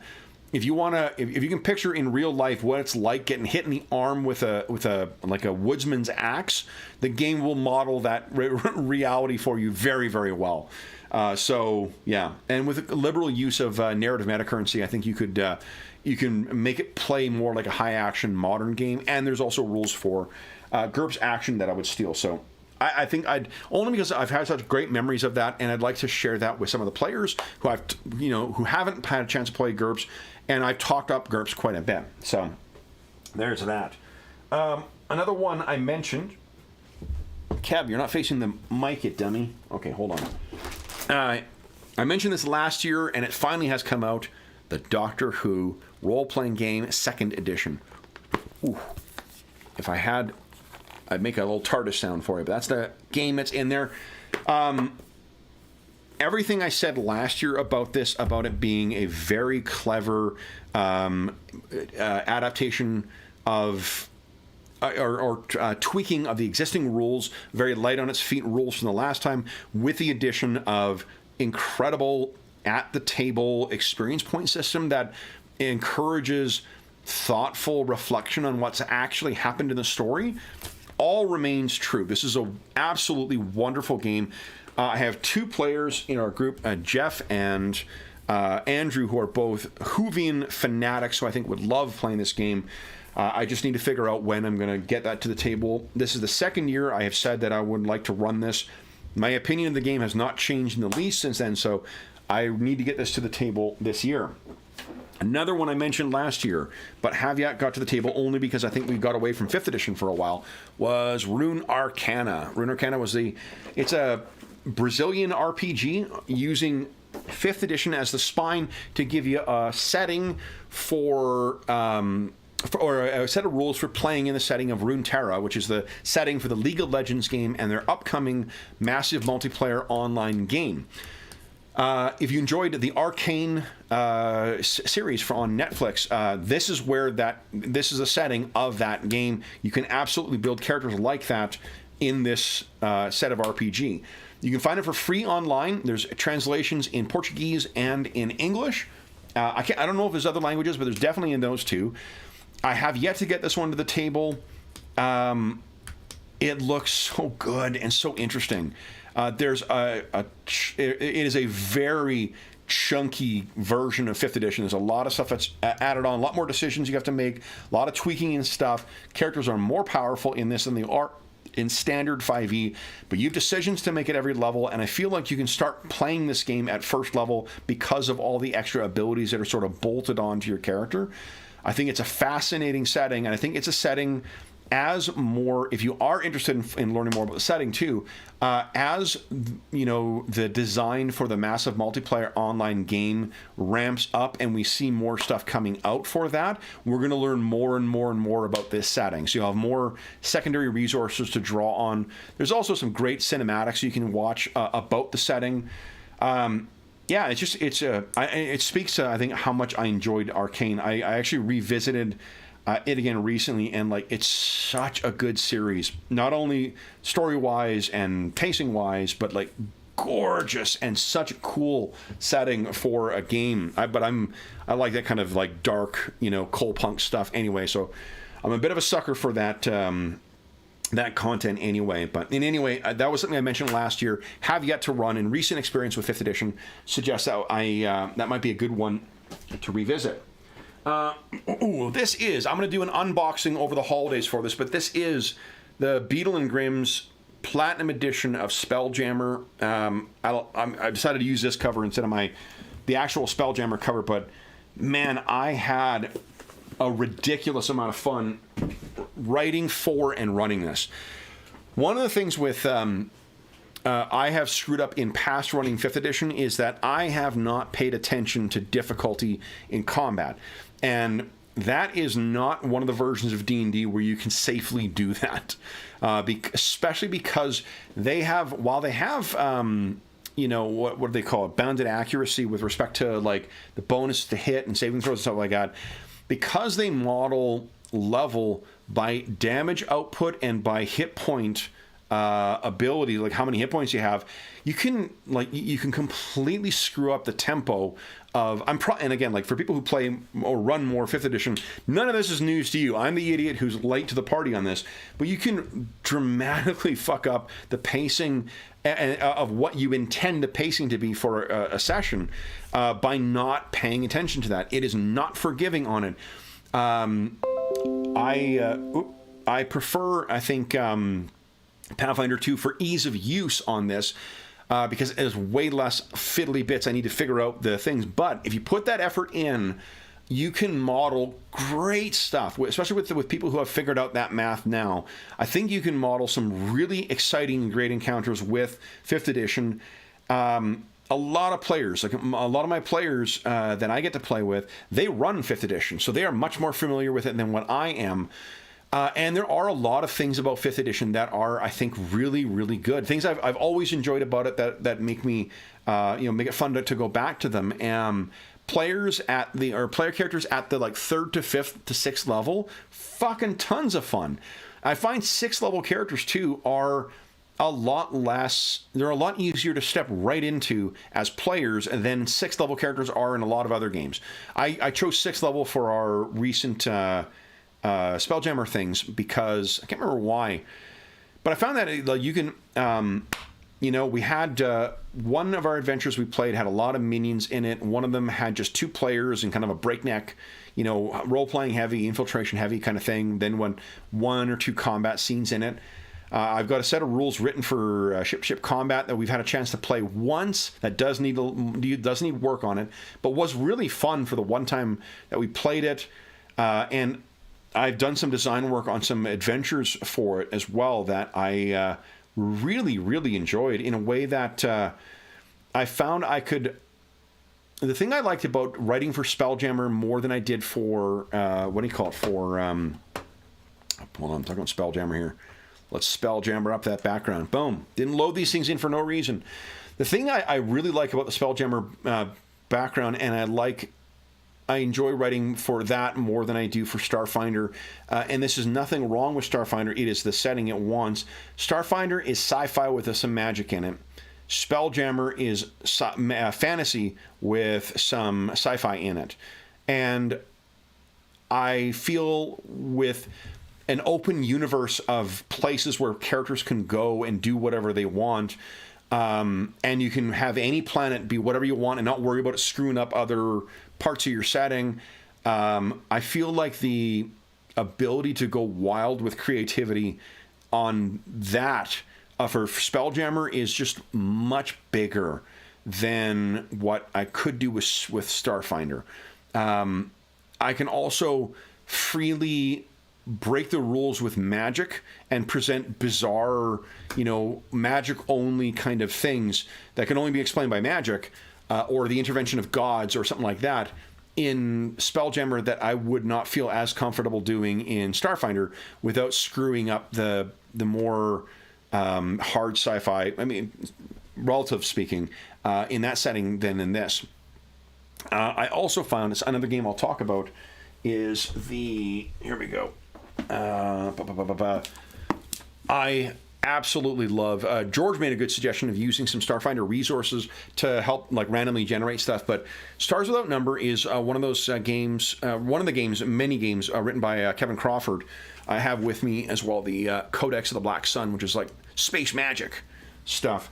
But even though I've played this game once. My buddy Carl ran Other Dust for us once, post-apocalyptic game. I never played this. Run this, but I have used the resources and the tools out of here for a ton of different games. And in particular for a sci-fi game, this has tons of great resources for generating, interesting adventure-filled settings or planets or systems or, interstellar organizations or small-scale organizations or NPCs or jobs they want to hire you out for. Just a crazy amount of great tables. This is free on DriveThruRPG, incidentally. You can get a free version of this that has all those resources. So if you want to check it out yourself, feel free to do so. But I made use of this liberally when prepping my Spelljammer thing, and I just loved it. And Stars Without Number does have a version of science fantasy you can play. It's a little more magical than what Starfinder is. But I just found the pairing of those two things, of Spelljammer with this, I would never run out of ideas for what to do with a Spelljammer, an ongoing Spelljammer campaign with a combination of these two. The one thing where running an ongoing campaign, not that this is necessarily what I'm saying, but running an ongoing campaign with this, I have a feeling that I would absolutely love that. Same thing with our players as well, because it is a level-based game, but you get great decisions. You get to do neat shit at every level. In addition to leveling up your character, you also have a shared resource with a ship that can be tricked out and changed and whatnot. Gear can be tricked out and changed. Vehicles can be tricked out and changed. Tons of cool shit to acquire and tinker with as you play the campaign. Not only including the incredible Game Master friendly setting resources that are in here. I feel like it's the kind of game similar to our Paradar game that would give you the kind of campaign that would be so unique that the players could be not only so unique but so personal that you could be talking about that campaign for years and years and years to come, or play it for years. So great stuff. I have kind of an idea that maybe it'd be neat to run this. I'm mindful of that I think the folks that I play with, for the most part, would really enjoy this, especially if we're using the magic stuff in there. I don't know what it is that's holding me off on it. I thought about that for the last couple of weeks, especially after using that for Spelljammer, but there's something about it. I don't know what it is. Maybe it's because I just want to touch on Traveler I'll mention 5th edition as well. Because I had such a great time with Spelljammer, I did think about revisiting. I got a ton of books for Kobold Press's Midgard setting, which I've never really played in, and I think it would be interesting to... it would be very interesting to go there for 2 reasons. For one, it is uniquely different from some of the other traditional campaign settings in that the races, like the other sort of like, big box fantasy settings, like Forgotten Realms or Greyhawk or whatever, it's not weird fantasy like Eberron or Spelljammer or Dark Sun or Planescape. It is traditional fantasy, but it has an Eastern European vibe to it, and the setting is written in such a way that it is intended to change. It's not supposed to be static. You're supposed to see player characters changing the world by virtue of what they're doing, and there's a ton of source books out for it. So I think that would be a pretty cool. If I was going to run a trad fantasy kind of 5th edition game, I'd do that. I completely understand why they have chosen not to do it, because Kobold Press used to release a ton of stuff for Pathfinder 1st edition, but man, do I wish they had some Midgard source books for Pathfinder 2nd edition. Like without a second's hesitation, I'd be starting to run some Midgard using PF2, because I fucking love PF2. I mentioned what do you call it? Superhero stuff when I played earlier, or was talking earlier, and for this year I have 2 contenders I think would play faster and would probably go over better with my players than what champions would be. Those 2 are Mutants and Masterminds 3rd edition or DC Adventures. We ran once this year DC Heroes once again, and it was really good. I think that game would be a lot of fun. I think this one plays a little faster because it doesn't rely quite as heavily on the hero point expenditure, which means there's a less... our buddy Sean says a latency between deciding to do something, resolving it through game mechanics, and seeing it happen at the table. Much faster in this. It's a D20 game. There's the reasons I'm not crazy about this game for an ongoing campaign. For one, leveling feels like a pain in the ass because the only way you get, that you can level up is getting more powerful.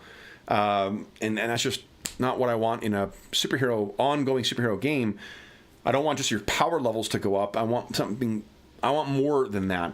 The other thing is the whole saving throws versus damage thing. It just intuitively, is weird in my mind, but I can get over that and try it at the table again. I think the fact that it is very versatile, very quick playing, and allows you to make some really great, very superhero type characters right from the get-go would be very good. The second option is the Superpowers Companion. I've only run a couple of sessions with the Superpowers rules from Savage Worlds, but I've owned every version of this they've put out because I love the idea of it. And the thing that it does that I like the very best is that the superpower component of the rules is separate from your character. So you build your character, you give them their badass powers and whatnot, and your character definitely will advance just like any other Savage Worlds character. But you don't just get more powerful with your superpowers. You get other things. And that I absolutely love. I don't think a novice hero, at least when I'm thinking of things from like, say, classic, original Fantastic Four, issues, or Spider-Man, in the original things, he's not in those, what we're seeing as his development. If we're measuring his development and his capabilities, it's not that his webs stick harder or that he can lift more or whatever else. He's learning to do more interesting things with his powers, with his existing power set. Ditto for the X-Men, ditto for the original Avengers. And that can be measured in Savage Worlds through your different talents and abilities and whatnot that you get as you develop your character. I also really love the drawback system in, I'm probably using the wrong nomenclature, but whatever the disadvantage mechanic is in this, that feels very comic booky. And this edition, as every one of these Superpowers Companions has been, this one is also another great evolution from the last one. Great ideas in here, and it has cards for it that you can get, a little deck of cards that I didn't think to bring because I already got fucking piles of books around me. But it's got pre-gen characters for it, so that would be likewise really, really fun. I'm stuck on Spelljammer again. Madison, come on. Get on the ball here, Kev. So, those are the two options. Gun to my head, if I had to pick one I'd want to try first, probably I'd go with Savage Worlds, because I have had really fun stuff with really fun encounters with the Savage Worlds that we ran this year. The last session we ran was a one-shot to introduce Darren and his brother Colin to Savage Worlds, and it was super fun, really, really fun. Like, just a perfect one-shot in terms of timing, execution.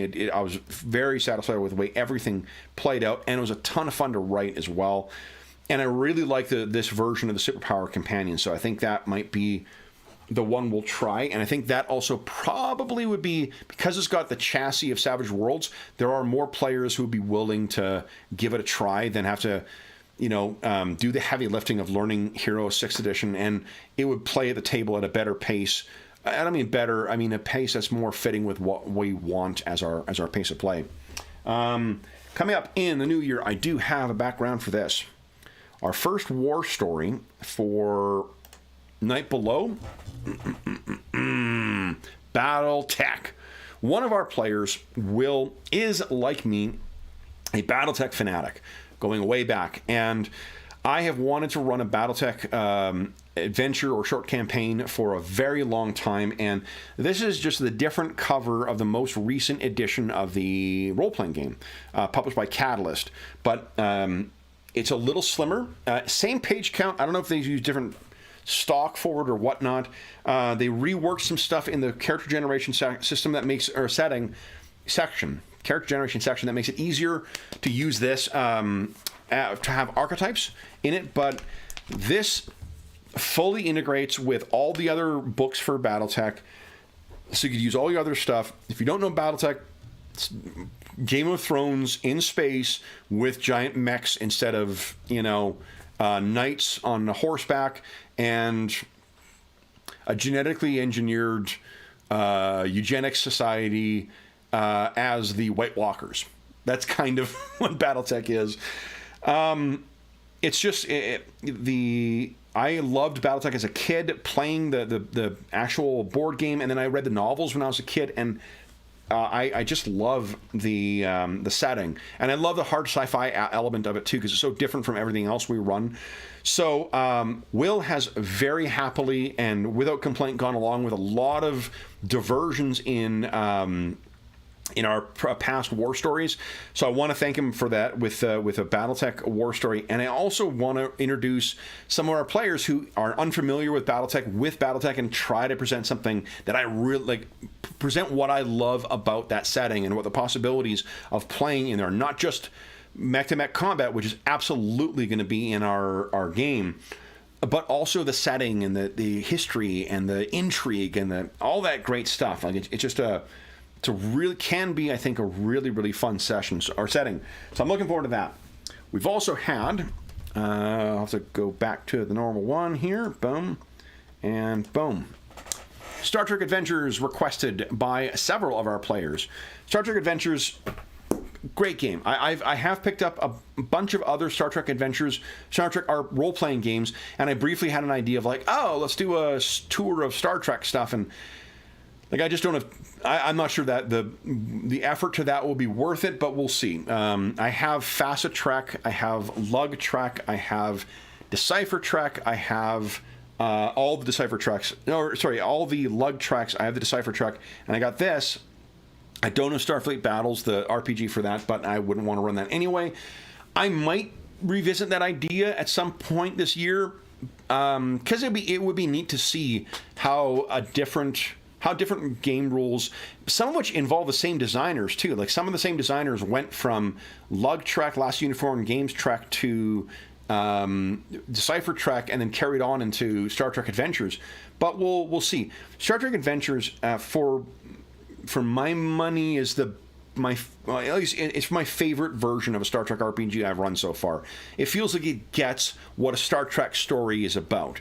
And I love the rules for the shared resource of the crew and being able to improvise characters very easily. Just feels like, you know, the times I've run it, I usually have run it at a breakneck pace, and I need with these 2D20 games to take it at a little bit of a slower pace. But there's some amazing supplements out for it. And it was part of what I used to design my Star Wars 2D20 game. So, you know, had a lot of fun with that. I expect to have a lot of fun with this as well.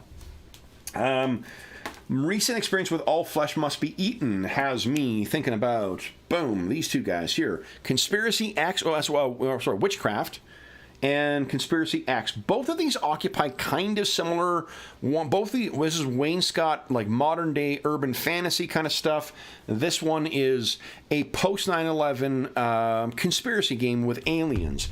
It is, I think, it can be thought of kind of as a more like looser and less heavily Baroque. Or a less Baroque version of Delta Green, maybe. Delta Green has a very specific tone it is going for, and a very specific mythos. And this has a lot more flexibility in what you can present it as. I have not yet read into this all that much, but the thing I really love about this edition is it does what I think a lot of great second editions do. There's 4 books for this and a GM screen. I don't have the GM screen yet, but it's on my want list at Noble Knight. But what the second edition does is take everything that was published. This is a bunch of books that published out for first edition, consolidates all that information, represents it in a new game mechanic in the Unisystem stuff, and then puts it out in 4 books. So you've got everything you need for the game. The forethought has gone into what's going to be in what book, so you don't need to cram unnecessary duplication in here. But yeah, I think it'll be...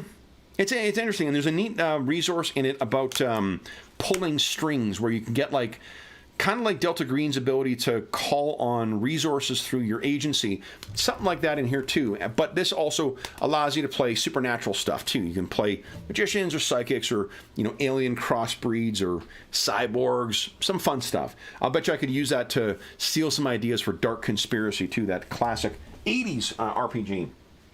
Let's keep going here. Come on, Madison. We're at 3 hours now, so let's keep on going. Let's have a sip of coffee here first. Here we go. All right. Traveler. So Traveler, this is second edition Mongoose, the 2022 update version.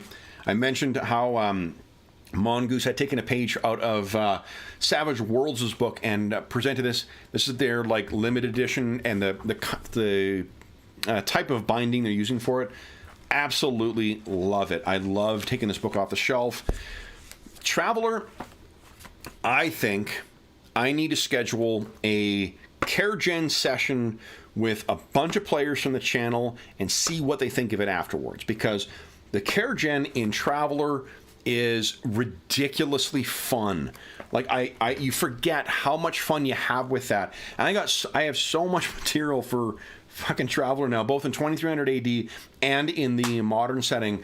But I've got 2 adventures now, 2 mini adventures that I would really love to run, plus a ton of short, like done-in-one adventures from the Traveler's Aid Society. It's like this these mini magazines they kickstarted. I got tons of adventure content for this. I really, when we ran it before, not only is it one of the games we first started running when our channel really first started getting going, and there's people who've told me that this is the game that got them to our channel. We've also had, it's so fun. It's so much fun to play. And yeah, so again, it's one of those games. This one, I think it's because when I'm introducing players to games, I often think of running one-shots to give them a taste of it, but really to really enjoy this game is to go through you're robbing yourself of one of the best parts of this game by not going through the life path system. So I think I need to schedule at least have some characters experience that mini game. If it goes no further, we're no worse off, but I think there's a ton of players on our in our roster, if not all of them, that would really love the process, especially when you're doing it all together, because of like cheering on good results of the backstory for these characters, commiserating with the bad results. It's just a great experience. I'm going to talk about this one. I've mentioned before, and I think at the last update I may have talked about 3rd edition of this game, but I believe I finally turned a page on it and I have a new edition of this, and that is Shadowrun. So this is Shadowrun 6th edition. I had some rocky experiences with Shadowrun 5th edition, where I really loved the mechanics in it. I really loved the core rulebook when I picked it up, like obsessively. I've loved Shadowrun since the 1st edition of the first printing. We saw it, like we just happened to stumble across it as kids when it first came out. We played that game till our rulebooks fell apart. I have loved Shadowrun in the setting for years. And then my 5th edition book fucking fell apart. There was notorious problems with the bindings with the first one, so I waited a long time to get it, and then I finally got a replacement for it when I felt that it was into enough, later printings. And then there was the problem with errata, and there was just like 9 or 10 pages of errata with the game, and it drives me nuts. Like I don't mind if there's going to be some small typing errors, but when you're printing games and you're asking people to spend $60, on them, and then you're going to have to play with fucking not 10 or more pages of errata, I will hold that against you as a publisher and will actively not run the game because I hate having to look that shit up or having to remember it. 6th edition of this was that writ large. It was a very sloppily put together game. However, one of my friends in the channel, Ingolf convinced me that the Seattle edition of 6th edition was their effort to take all those errors, correct all of them, and release a new unified, this is the authoritative version of 6th edition. And I have yet to run it, so I don't know how it's going to play at the table. But from reading it, I love this game. I absolutely love this edition. I can do everything I like about 3rd edition, but there's some new innovations, and it relies quite heavily on a unique narrative metacurrency called Edge to do a whole bunch of neat stuff. It also has, there's a companion book that came out around the time of this that gives you a life path kind of version of making a character, which is a lot easier to do than the traditional version, which is like kind of you assign priorities from A to E for a bunch of different categories, and then you also have some freebie points, and it's a bit of a nightmare to work with, or at least very math intensive. So I'm really excited about this. I still have yet to fully wrap my head around how all the edge mechanics and whatnot work.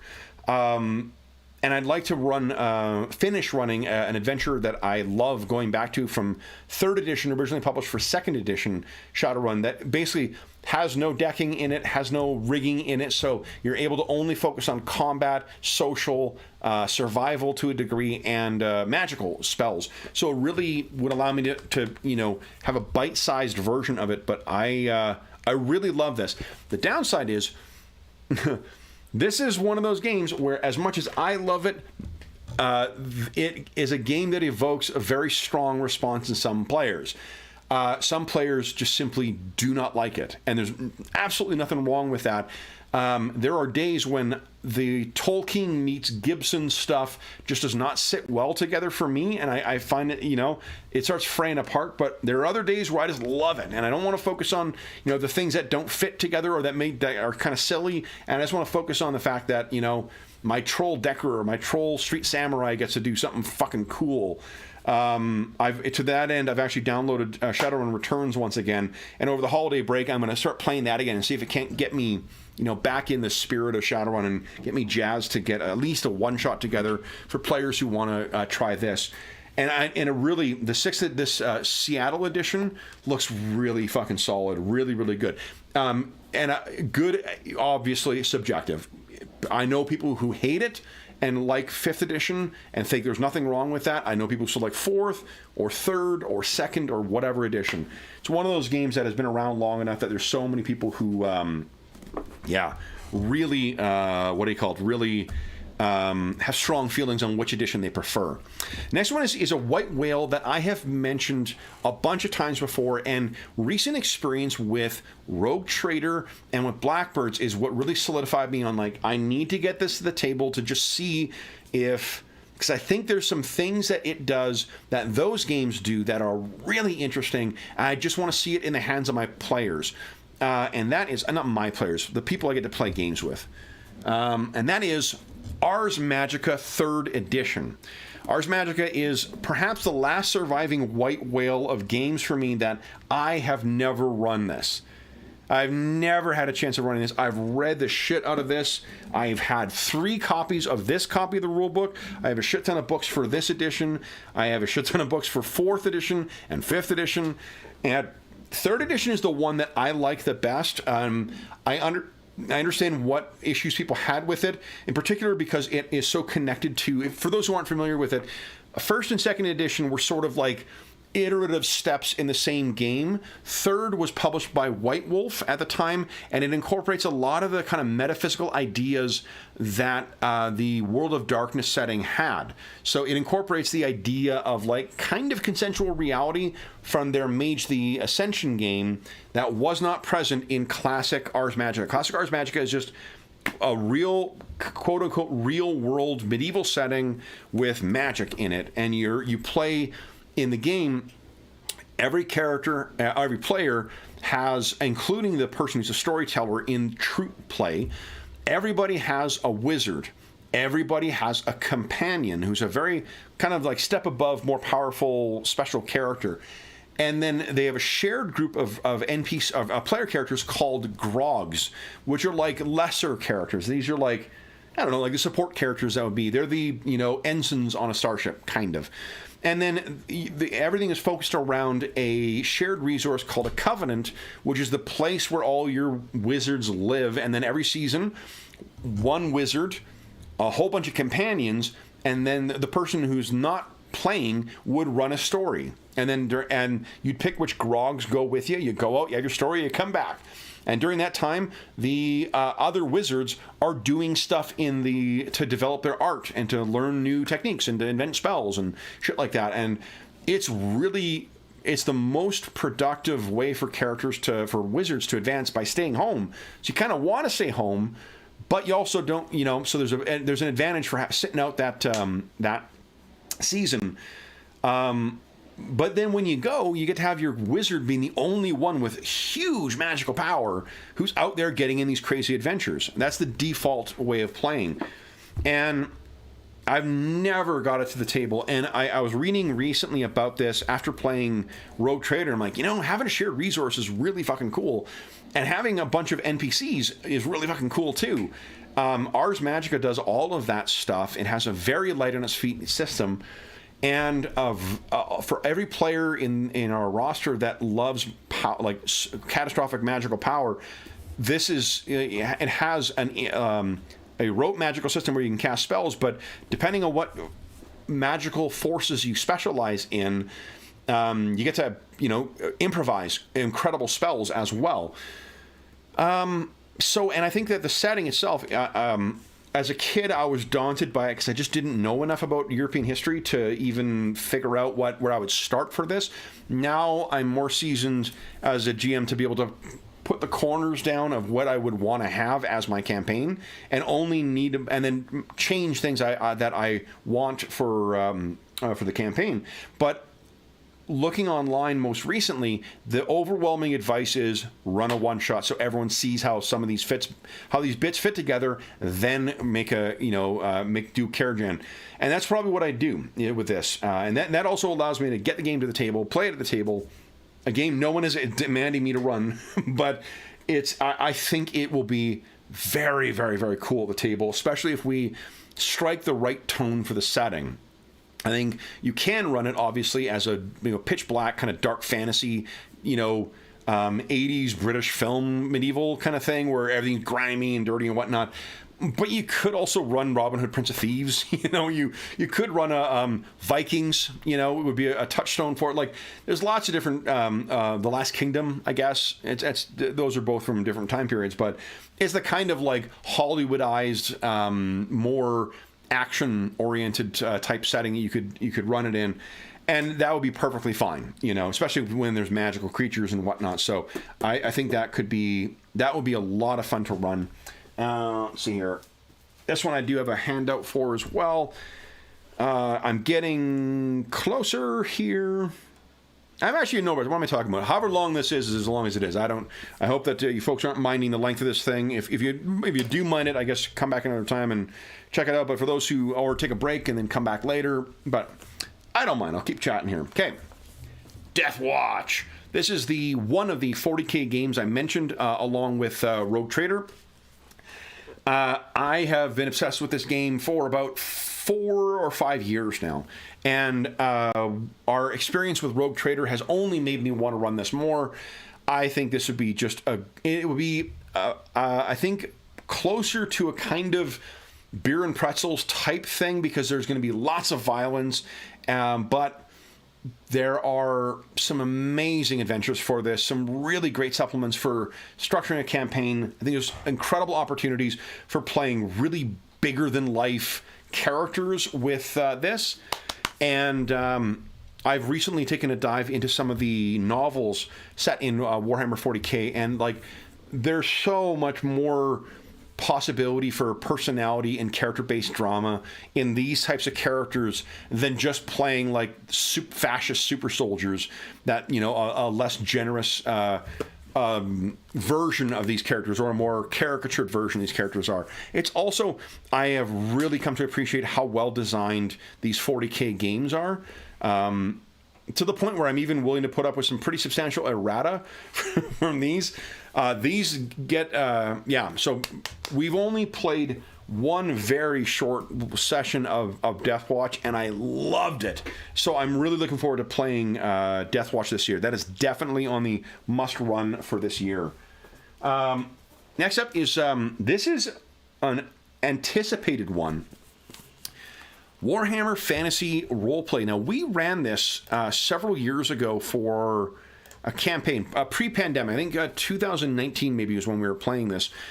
I have run second edition, and I really enjoyed second edition, but there's two supplements that have come out recently in PDF that are coming out shortly in print, and those are, I think it's called Up in Arms, which is like a set of optional rules and different rules for combat in Warhammer Fantasy, and then Winds of Magic, which is the magic book for it, which also likewise supplements and adds and makes some changes to the magic rules.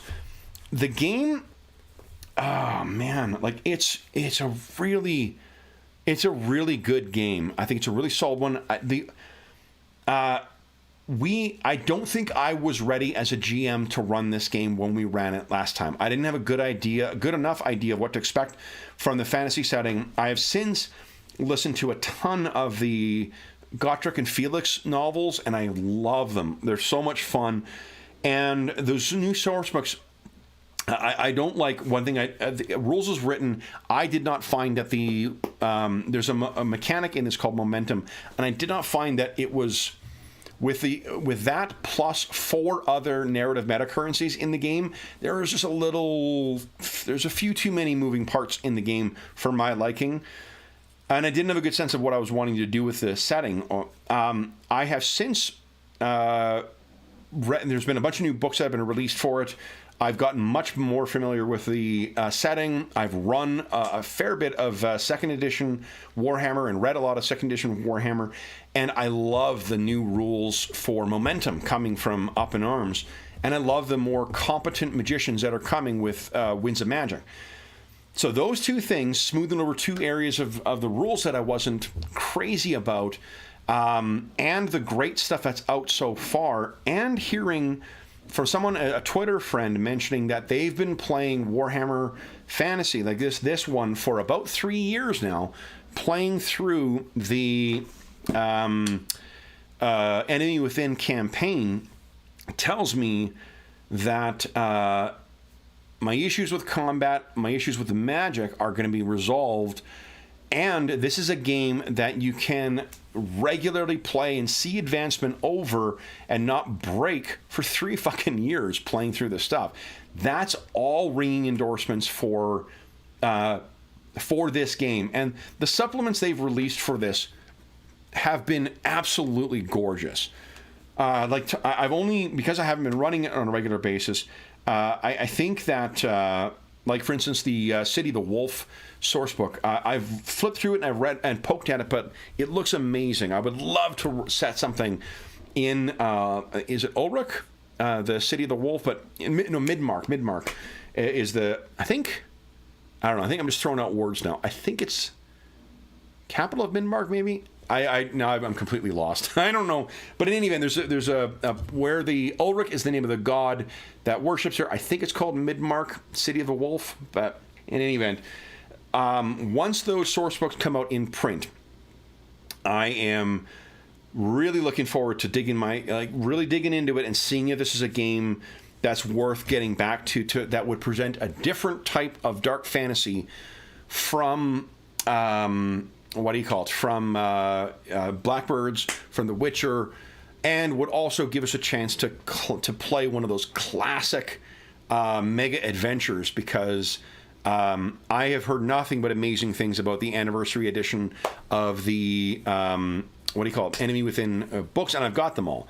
So so that is, I love the setting of Warhammer Fantasy. I had so much fun with our second edition game we played, and I think that I would really, really enjoy, because of the new edition, the newest version of Momentum reminds me a lot of like how it works in Conan, 2D20, or any of the 2D20 games, or in to a degree in Blackbirds. I think that's gonna hit my sensibilities just right.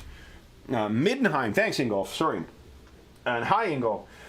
All right, next up is, I don't intend to run this, but this is a Kingmaker Pathfinder Adventure Path. The only reason I don't think I would run this is because it looks incredible. Or at least I wouldn't run the actual adventure itself, is because I know a ton of the players I play with have picked this up, and I'm not about to make them not read this just so I can run this fucking thing. And also, I'll bet you there's a ton of other people who are going to stream this. So even just thinking of like duplication of content, it's not really there. But the rules in this are very, very good for domain building, for camping, in the companion book in particular. And I don't know, like, I mean, once I read this, I am going to dive into this over the break, and maybe. Oh, and I think it also follows the same path as the computer games, and I know that some of our players have played through this. Plus, when I think of Pathfinder 2, Adventure Paths 2, I have Iron Gods is one that I have loved for years and years and years, and I love playing in Numeria, and I've got everything I need to run that now. So that, and also like John, I've told John I'm going to return to it at some point, and John really wants to play in Iron Gods. We did play it with Savage Pathfinder 2 years ago, but Pathfinder 2 I think is still, I do prefer that to Savage Worlds, and man, Iron Gods PF2 would be fucking awesome. But I also picked up what is the adventure path called? The Carrion Crown one, which is very gothic horror. And we had another player who specifically requested that. And I really like what I've read of Carrion Crown. I've really enjoyed. And Dave has specifically requested that we get some gothic horror back to the table in the coming year. So, and that adventure path is replete with werewolves and vampires and ghosts and all sorts of classic, Ravenloft-esque gothic horror. So that might be a better fit, but I want to take advantage of some of the rules out of that Kingmaker Adventure Path in our in our coming year. We're getting close to the end here, folks. Another thing which I don't know. I've been yo-yoing on this a bit, only because I had written off 5th edition, but one game which because while I was off between jobs, I dove in to the extensive library for Hellboy comics. and I read all the Hellboy omnibuses, and almost all. I'm almost finished all of the supplemental material as well.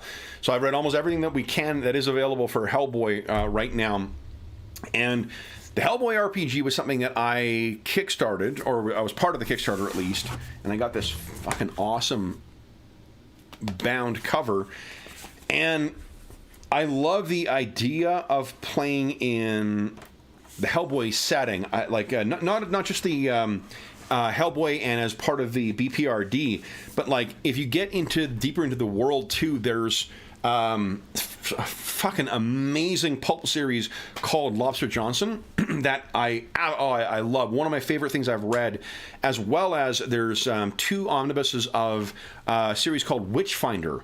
And Witchfinder is a Victorian ghost hunter named Sir Jonathan Gray. I think it's Jonathan Gray. And it's awesome. Like, just, it's so good and so different from very pulpy and very Victorian, like, lots of ideas I could steal for Paradar, but both of them are so good. In addition to like the BPRD series, I'm really enjoying that as well. So you got tons of different things tons of different areas you could explore in Hellboy. And the only thing that helped me off was like, 5th edition. I always try and kill characters when I run 5th edition. But my recent experience with Spelljammer, where I actually did the math like a responsible DM is supposed to do, I think that might be cool. The other thing that I think is interesting about this game is that it has a very complex, like, there's a narrative metacurrency about Doom that you can play into, and it interacts with the clues. I don't fully understand it because I've read it once and then completely forgot. But there's also a outfitting mechanic to it, like getting your gear as you're getting ready to go out for the BPRD. And either of those could be really, really awesome or exceedingly clunky. And I think it really comes down to the group. I understand that it can be a lot of fun. I haven't seen anyone really playing this either. And I enjoy the setting so much, and the character creation is it looks like it could be a lot of fun. Like any type of character you see in the BPRD, from like, an agent who picked up a haunted Hyborian sword, to a, weird jaguar, to someone who's haunted by the ghost of their, great-great-great-grandmother who was a witch. All sorts of bizarre character concepts can find homes in here, and I think it's worth, at the very least, exploring the game and setting out some characters and getting a sense of what playing through an adventure would be like. And I'm not now, because I've read all the Hellboy stuff, I'm not worried about it being spoiled for me at this point. So, yeah, so that's interesting. In the Warhammer, I'm going to grab a couple of these now because we're very close to the end. In the 5th edition vein, okay, I have everything stacked up here.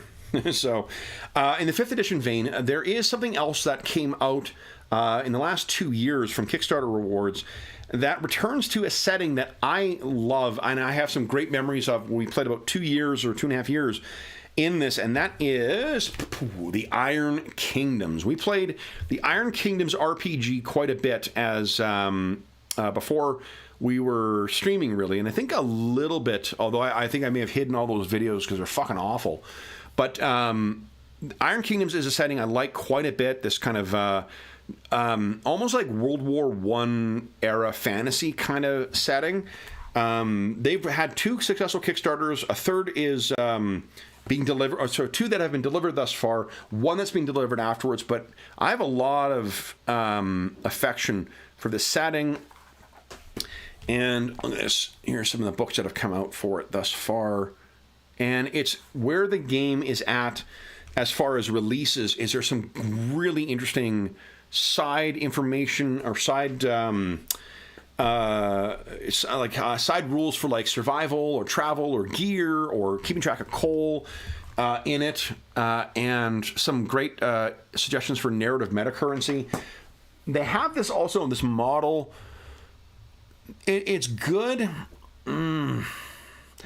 They're doing a DLC thing now, and I like it in the sense that I'm getting more stuff for it.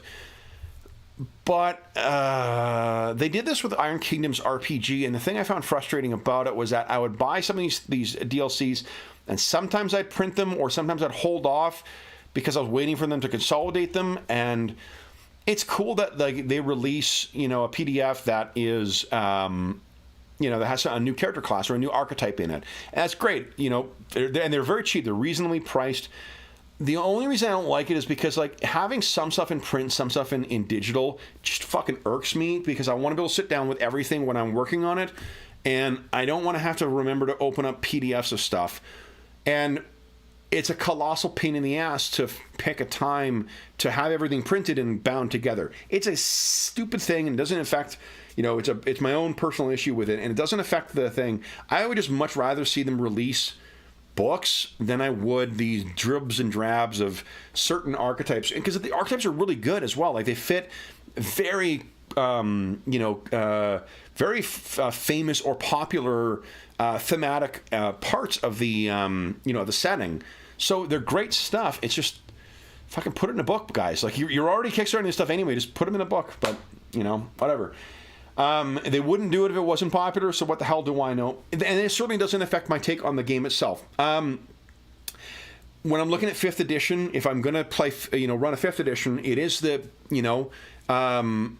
I have to think Iron Kingdoms or Midgard or Spelljammer, because those are sort of the pure 5th edition ones I would want to run. I don't know. I think there are pluses for each of those. Spelljammer is probably the one I am the most excited to write for right now. The other two are the ones that I would have a lot of fun seeing what players do with. So I guess what it would be is it would be putting some onus on the players to do more work and learn the setting and figure out what sounds exciting for them, if I wasn't just running a one shot. And I think for those ones, you would want to do care gen sessions, because that's part of the fun. The sheer variety of cool options you can pick for Midgard or for Iron Kingdoms, not only in terms of your race, but also in terms of your archetypes, because there's some very, very cool archetypes in both the Midgard material and in the Iron Kingdoms material that it probably would be better in the hands of the players. Whereas I've already done pre-gens for Spelljammer right now, so I think that I've got a way of showing, here's what what my version of Spelljammer might look like if players want to make their own stuff. So anyway, last couple of ones here. Let's see here. I've been looking at it again recently, only because I've had some players tell me they really enjoyed the sessions with it, and they didn't feel, I felt that the combat dragged in the time we ran it, but that is Rolemaster Classic. And maybe what actually got me back to it was the release of the Rolemaster, I don't know what it's called, Unified, whatever the fuck it is, their most recent release for it. I don't mean to sound salty about it, but Rolemaster has traditionally been 3 separate books, and there's nothing wrong with that. And even originally, they did not get released at the same time. The people who make Rolemaster have made this there's bits of Classic in there, there's bits of Rolemaster Standard System, and there's bits of their own unique ideas for it. And they release it. And just because I wasn't deep in the Rolemaster community, my understanding was okay, cool, I'm gonna get the full set of rules that I can play with. And it's not that. It's the player character creation rules with a little bit of extra stuff. You don't even have magic rules in it, and you can access technically the magic rules in beta in something else, but it's they don't even say it. Traditionally, Rolemaster has always been character law, arms law, and spell law, and sometimes their names have other things tacked on. But I was deeply disappointed with that release, and I'm not crazy about the release. I don't want to just talk about negative things, so. But I mentioned this to say this is how it got me back to pulling my Rolemaster Classic stuff off the shelf once again. And I rewatched 1 or 2 sessions. I was like, man, this is a good stuff. And a friend, James, was talking about running Rolemaster for his own group. And it got me thinking about what I had done last time I ran Rolemaster 2 years ago and what I might do again this time. And I don't know for certain. Rollmaster Classic is not a game I need to get back to the table right now, or at least I don't feel that way, but it's definitely on my radar. It's something I've been thinking about, and if I really glommed onto an interesting idea, either, you know, to revisit the story we started with our Heirs of Sea and Sorrow campaign, or I had my own sort of idea for like, hey, let's do this setting, you know. Yeah, could be. And I didn't grab it off the shelf, but actually, Against the Darkmaster is another one that I should have mentioned. I know that the talk around the release of Rollmaster also talked about Against the Darkmaster, which is a version, a game that is dark fantasy, classic fantasy though, like metal fantasy, album cover fantasy, based heavily on the Middle Earth role-playing system. So yeah. Next one this is another Kevin Crawford game, and it's a game that I last really kind of fell into this one about 4 years ago, I think, and that's Godbound. This is another one you can get for free on DriveThruRPG. You can get a PDF version of it. In this game, it is a kind of like alt fantasy setting where you play characters that are imbued by aspects of the gods. So very powerful characters, and not only can you use your godly power to like kick ass in combat and stuff like that, you can also alter the world with it by investing places and people and things with elements of your godly power. So your character and your gameplay operates not only on your character level, but as your character advances and gets more powerful, you also begin to operate on a systemic level where you're able to alter and to, you know, affect churches or countries or leaders or whatever, you know, thieves guilds, things like that. So it's a really, really, really interesting game. The thing that interests me about it is just like Stars Without Number, tons of great resources for improv gameplay. You can really very easily make the setting your own. Tons of great rules for and ideas for creating your own adversaries and monsters and stuff like that. And characters who operate at a level not only in terms of personal power, but in terms of area of influence, unlike almost any other game we play. And I love that. And all in a very easy to run, sized, very easy to manage set of rules, too. And I think you get kind of the playing a superpower game while in a fantasy setting, so it's a little bit of the, you know, having your cake and eating it too type situation, which is very, very cool. It also may be the fantasy veneer that some players in the roster may need to bite onto a superhero game as opposed to, you know, a capes and tights kind of game. Next one is, here we go. Oh, get out of here, Norton. Go away. Fuck off. Next one is Simbaroom. Now, this game this has been on sort of my back burner for a while. Ever since I really got it, to be honest. I love the setting. I love the art in it, and I love the adventure in this. It's called The Path of Thorns. Is the adventure path that they've published through the books, and it changes the world over the course of the gameplay. And it's one of those campaigns that I've heard people talk about in the same breath of like Masks of Nyarlathotep, or like Enemy Within, or any of these other mega adventures that are just held out to be, you know, classics. It's also I love that the game master never rolls dice. The interest is always on the characters, and I like that it's got aspects of, I don't know, it's got a really dynamic world in it too that plays a huge role in the campaign. Apparently, it's one of those ones where I feel like like if you put it's a little bit like Dangerous Journeys, less so because Dangerous Journeys doesn't have that mega adventure that would be really cool to play through, but I feel like it's one of those games that you could really, you know, if the rest of my collection burned up tomorrow, I'll bet you I could have just a terrific campaign for the rest of my life playing just that game. It feels like it's got that it's that holistic, and it's got the supplements for it have great advice in it. I don't know what would apart from my collection burning up, but what would justify putting this ahead of others? I still don't think I've put my finger on that yet, but I think it could be. I think it could be like that. I know this is one that we put on pause because of geopolitical events, but it was something I was really, really looking forward to because I really loved it as a child. And I know my buddy Carl, who is another player on the channel, Carl has been running this for a year and has been having a ton of fun with it offline. This was his offline group, and that's Twilight 2000. Twilight 2000 is, role-playing in the World War III that never was. You play soldiers and whatnot, scrambling to try and survive in a post-World War III alternate future of the 1990s. I think it's the 90s in the game.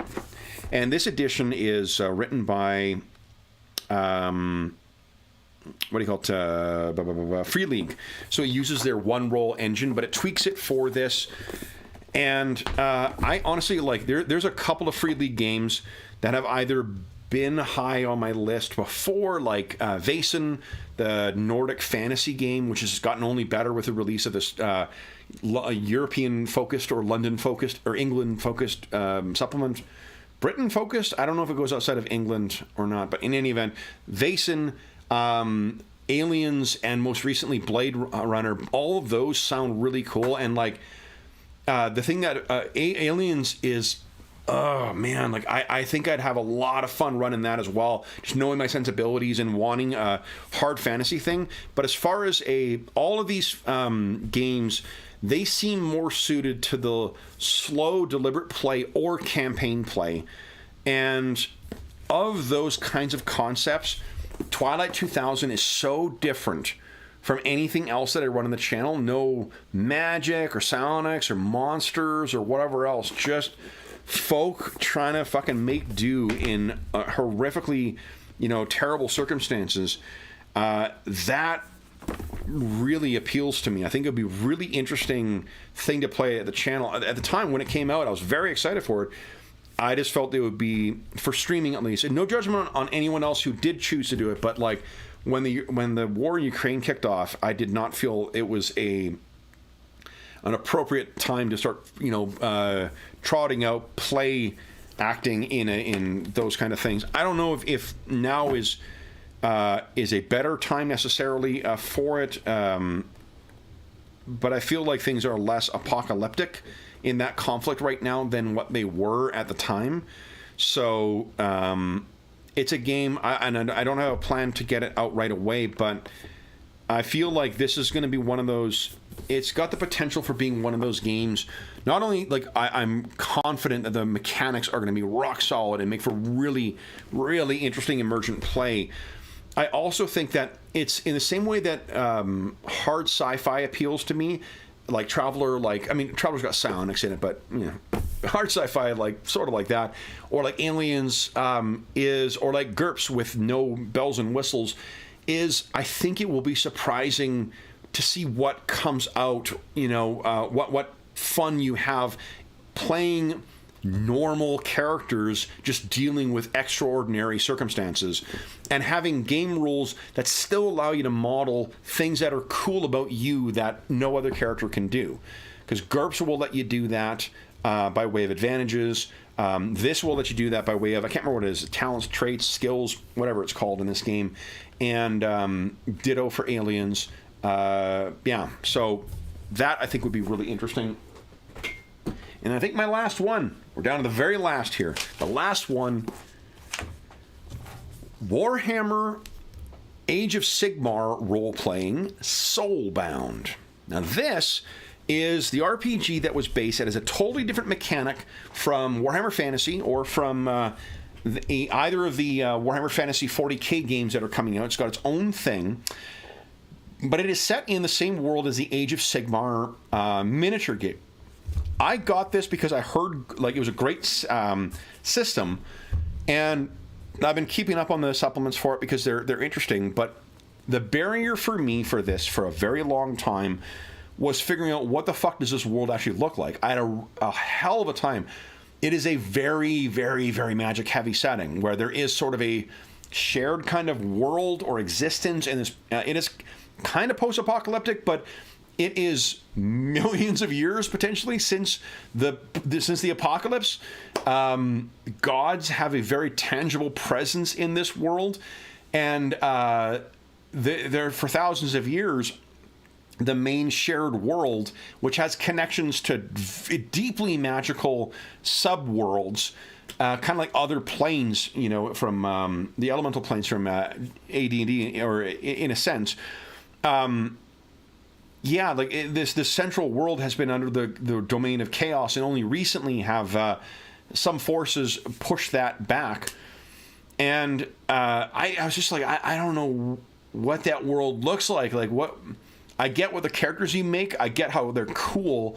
I get the neat abilities for it. The advancement seems fun. There's some really, really interesting in-play mechanics. Great rules for downtime in here. But just could not wrap my nut around, like, what is this? What do I describe the world looking like?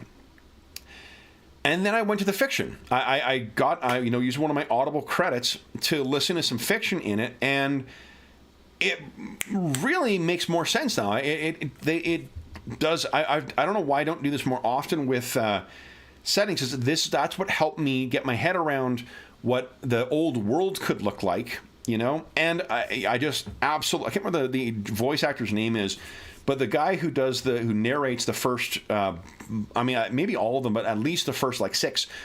Felix and or Gotrek and Felix novels. The guy who does the voice for Gotrek is my favorite dwarf voice ever. So that's awesome. But also it gave me a good sense of the setting. And then I have a much better idea of what the role is that the players play in this. What the different types of characters you'd play in this are like, and how to explain them to the players, and how to make and the mechanics in this allow you to run very high level pulpy fucking adventures. Like, you are not meek small characters who take on, like, a group of goblins to start, and those are great adventures and fun. I don't mean to denigrate that kind of play, but I just mean to communicate what you're actually doing in this. This is the, like, we've carved our way through an army of skeletons, and now we're taking down the burning Draco Lich, thing with a necromancer on the back while attacked by swarms of flying undead bats. Kind of like, that's the scale of violence and capability we're talking about with these characters. And there's also and that's just the combat component of it too. There's a very versatile system, a skill system for playing out and gamifying other parts of the world, and the adventures both in the starter set for this and in, I think there's an adventure in the back of the book. Is there? Am I imagining things? I might be imagining things. I am imagining things. There is a published adventure for it. At least, there's 2 out, 1 in print, 1 in PDF so far. There's some supplementary books for it, and there's a huge amount of customization in the core book that I missed the first time I read it because I'm a fucking dummy. You can create precisely the kind of character you want. You can also follow archetypes, but you don't have to do that. You can make your own character in it, which is really cool. Especially once you get to know the setting. And then the supplemental books have also dramatically expanded the beyond, like, what's in here.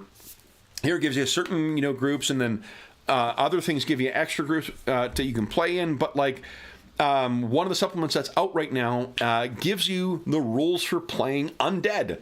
So if you want to play a vampire or like a necromancer or whatever else, like, there's rules for playing that stuff. And there is an internal logic for why you would do that. Like, there is maybe your temporary allies. The conceit of the name of the game, Soulbound, is this ancient binding of the gods of these heroes to one another. And yeah, so it looks like an enormously fun game, and I finally have my head wrapped around this. I don't know anyone else who's really a huge fan of the Soulbound setting. I don't know anyone else who plays the in our roster, at least, who plays it. But I have an idea now of how to present this as a really badass game, and I think the game mechanics themselves are going to be a lot of fun to see at the table. You know, as you like, anyone who's watched the channel for any length of time, obviously, like, I love a good setting, I love a good story, I love a good game, but when you get to have all those things at once, where there's fun game mechanics that have unexpected or enjoyable results, oh, that's good stuff when it goes along with the other two things. And I think that this game most definitely would offer that. We actually did it. We got through the entire stack of games we played, games I was talking about for next year. We're only, are we shy of, where are we here in terms of the timing? We're shy of 4 hours right now. So let me go to chat and see if there's anybody else, any questions that I can address in here. So, hi everybody in chat. For one, thanks Jeffrey. Lord Z, happy Yuletide to you as well. Oh, that's great to hear, Drek. Drek says, thanks for posting your content. Rekindled my desire to run games. There is no happier, no better response I get for when any of our content wants people to pick up a game and run it for their own players or get back into running games or whatever. That's the absolute best. I love gaming. I love RPGs, and it's it has been since I was a kid, one of my favorite pastime to engage in. Anybody else who has brought back to that pastime or to elements of the pastime through our content, it absolutely makes my day. So that's just terrific to hear.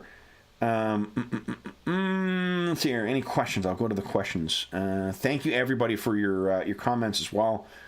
Let's see here.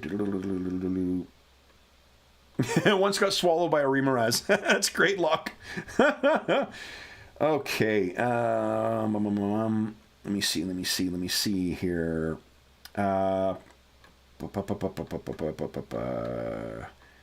Okay, I don't think Savage Worlds is such a good system. That's great to hear, Kev. Yeah, I really need to. I need to get that one.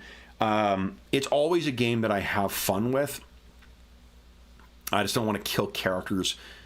We need to get it back to the table. And there's so much good stuff out for Savage Pathfinder right now, and there's new material coming out for that. There's a horror companion coming out for... the fantasy companion will be in print sometime early next year, and then the horror companion for Savage Worlds is being developed right now. So, like, there's so much good content coming out for Savage Worlds. And Savage Rifts, I didn't mention it, but, like, man, I want to get Savage Rifts back to the table. That was some of our most fun gameplay, not only because of the crazy power level of the characters and the bonkers setting for it, but, like, the travel rules in that are my favorite I've played through in any RPG. The thing of, like, random things coming up and the salvaging and things that can go wrong with your vehicle and maintaining your resources in a very abstracted way. Oh, great gameplay. Really, really fun. Any experience with Fading Suns? No, Fading Suns is one of those blind spots I have, actually. I know Will is a huge fan of Fading Suns, and I came close to picking it up recently in one of my last trips back home, but I still haven't taken a dive in. I've heard good things about it, and I've heard the newest edition is quite good. Actually, what do you call it? A Twitter friend who is I can't remember, I think it's Rodrigo is his name. He's a Puerto Rican gamer in Puerto Rico. I know he runs a ton of Fading Suns, but he uses Savage Worlds for running that. So, I don't know, I've heard really good things about it. It's never... You know, it was one of those 90s games that I didn't get into, and then so I never followed along with the nostalgia. Haven't played Traveler in a minute. Oh, yeah, great pencil. Traveler, I thoroughly enjoy the, what do you call it, the Mongoose Traveler. I'm sure the older versions of Traveler are equally fun as well, too. Mongoose is the one where I really took a dive into it since Traveler New Era. And Traveler New Era was a bit of a... That system that drove that and Dark Conspiracy and Twilight 2000 second edition, well, it wasn't the best in my mind, but I really like the new version of Traveler. Yeah, pronto. Conan coming. He says, "Hate Conan 2D20 coming to an end." I agree. Like it sucks that it's coming to an end, but I don't know. I wish that they. they had enough time to get their picked book out, because there was one book that was expressly referenced in Conan the Scout quite a bit that they said was going to come out, and just the completist in me would have liked to have seen that come out. But apart from adventures, like, I don't know what else they needed to say about Conan without going into like wildly inventive areas, right? Like, we got almost every nation that is on the map is covered in one of the Conan books. We got a great religion book, a great magic book, great monster book, great ruins book, a couple of books of smaller adventures, 2 longer adventures. So like, and then adaptations for rules from a handful of video games and a board game too. Like, I can't think of another game line that ever looked at another product using the same licensed material and went, let's give you rules for that stuff, because you might like, that it might have been how you got. The only thing we didn't get was like, Marvel Comics Conan, because Marvel Comics Conan is a very different kind of, occupies a different and cool space from other Conan characters. But yeah, I don't know. Like, I mean, I am sad to see it come to an end. And I wish they had that last book out, but it's one of the most, especially recognizing that Mongoose did a very, very good job on theirs of covering everything as well too. So they did. There was a template of a comprehensive Conan RPG to go to, but as far as like a first pass, I think Mongoose did this too. Actually, both Mongoose and Modifius, in their first line of it, like the first edition of their both lines, they fucking knocked it out of the park in terms of smart design of what the line was going to look like. And, my credit is to them for that. I don't know what else I would really want, a rules for or address. They gave you enough material to tell almost every Conan story you could conceivably want to do, particularly something that's informed primarily, if not only, by the Howard material, by the Robert E. Howard material. So yeah, it's unfortunate it's over, but yeah, definitely glad to really proud and impressed with what they've released. Let's see here, catching up. Oh, nice, Hayden. Yeah, it's cool. It's cool to see some people getting caught up in some of those older ones too. Yeah, Engulf, yay for Flames of Freedom. Completely agree. Let's see here. If anyone was good enough to join me on Christmas Eve, Christmas Day, I want to make sure I answer to you. Yeah, Engulf. Yeah, Six World Companion and Seattle Edition are so good. Man, I just can't wait to run that in the new year. Let's see here. Savage Worlds. Yeah, I have the Kevin. I have the Savage Worlds Adventure Edition core rules. I got a lot of stuff for Savage Worlds, to be honest, but I love the Adventure Edition. I think it's a really great edition. I haven't talked about it, and I don't have plans to get it to the channel. But Savage Pathfinder also, we had a ton of fun with that, and some modified rules from that for our gaming marathon from 2 years ago. We ran a Savage Pathfinder Iron Gods short campaign. It was really, really fun. Worked really good for it as well. Oh, hey, George, long time no see. All right. Okay, Kev, I don't have Monty Cook's Told Us. Told Us would fit for me. It's impressive that he's put together such a comprehensive and big setting. For me, that's honestly like, I don't need a fucking huge setting, in particular when it's so close to trad fantasy. Only because like it feels to me like homework, and this is only me. I need a starting point to tell my players what the setting is going to be like, and then start building it up as the adventure goes on. I don't need to have. I like having answers to rules for my role-playing games. I don't necessarily need to have an answer for my setting, and more to the point, I also don't want to necessarily have a right answer for it that I have to look up or whatever else. That's a chore you get with licensed material anyway. If you're running Star Wars, there is definitely if you're running a Star Wars RPG, you can get it wrong where something feels not Star Wars. If I introduce a character who's got a magic sword that flames, named Aragorn, it's going to feel very un-Star Wars, right? Whereas like in some other fantasy or space opera settings, maybe I can get away with something like that. When it's a setting that doesn't have like wider media associated with it, like Tolus, like some of the other more heavily detailed settings, like Midgard, honestly, to a degree, unless it is presented in a way that is game friendly, where I can take it in bite-sized chunks and ignore the rest of it without getting, smacked down, it just feels like a lot more work, especially when it's not associated with, it's either unique enough that it justifies doing that extra work in my mind, or it, there's a game appended to it that makes learning that setting worth it. Like the Warhammer, the old world in Warhammer Fantasy, that was worth it for me because I love that game. Soulbound, likewise, it was worth it to me because it looks like a really interesting game. RuneQuest, to be honest, for that matter. RuneQuest, likewise. Glorantha, colossal pain in the ass learning that setting. There's a lot to it, but I feel like they're, especially in this newest edition, they are trying to do it in a way that is friendly to the player or to the person who's going to run the game. But so I don't know. I mean, I'm sure Tolus is fantastic. Monty Cook is an extremely talented designer. I've loved his work since Dark Space. That's the first time I remember learning his name and keeping an eye out for his name. But honestly, like I've tried getting into Numenera a couple of times, and the setting is just, it's so attenuated. I can't figure out what the fuck it's supposed to look like at the table. It's like, it's billions of years old, and there's all sorts of things here. Like, okay, well, so what does the town my character grew up in look like? Like, what, do they have technology there? Is there other stuff?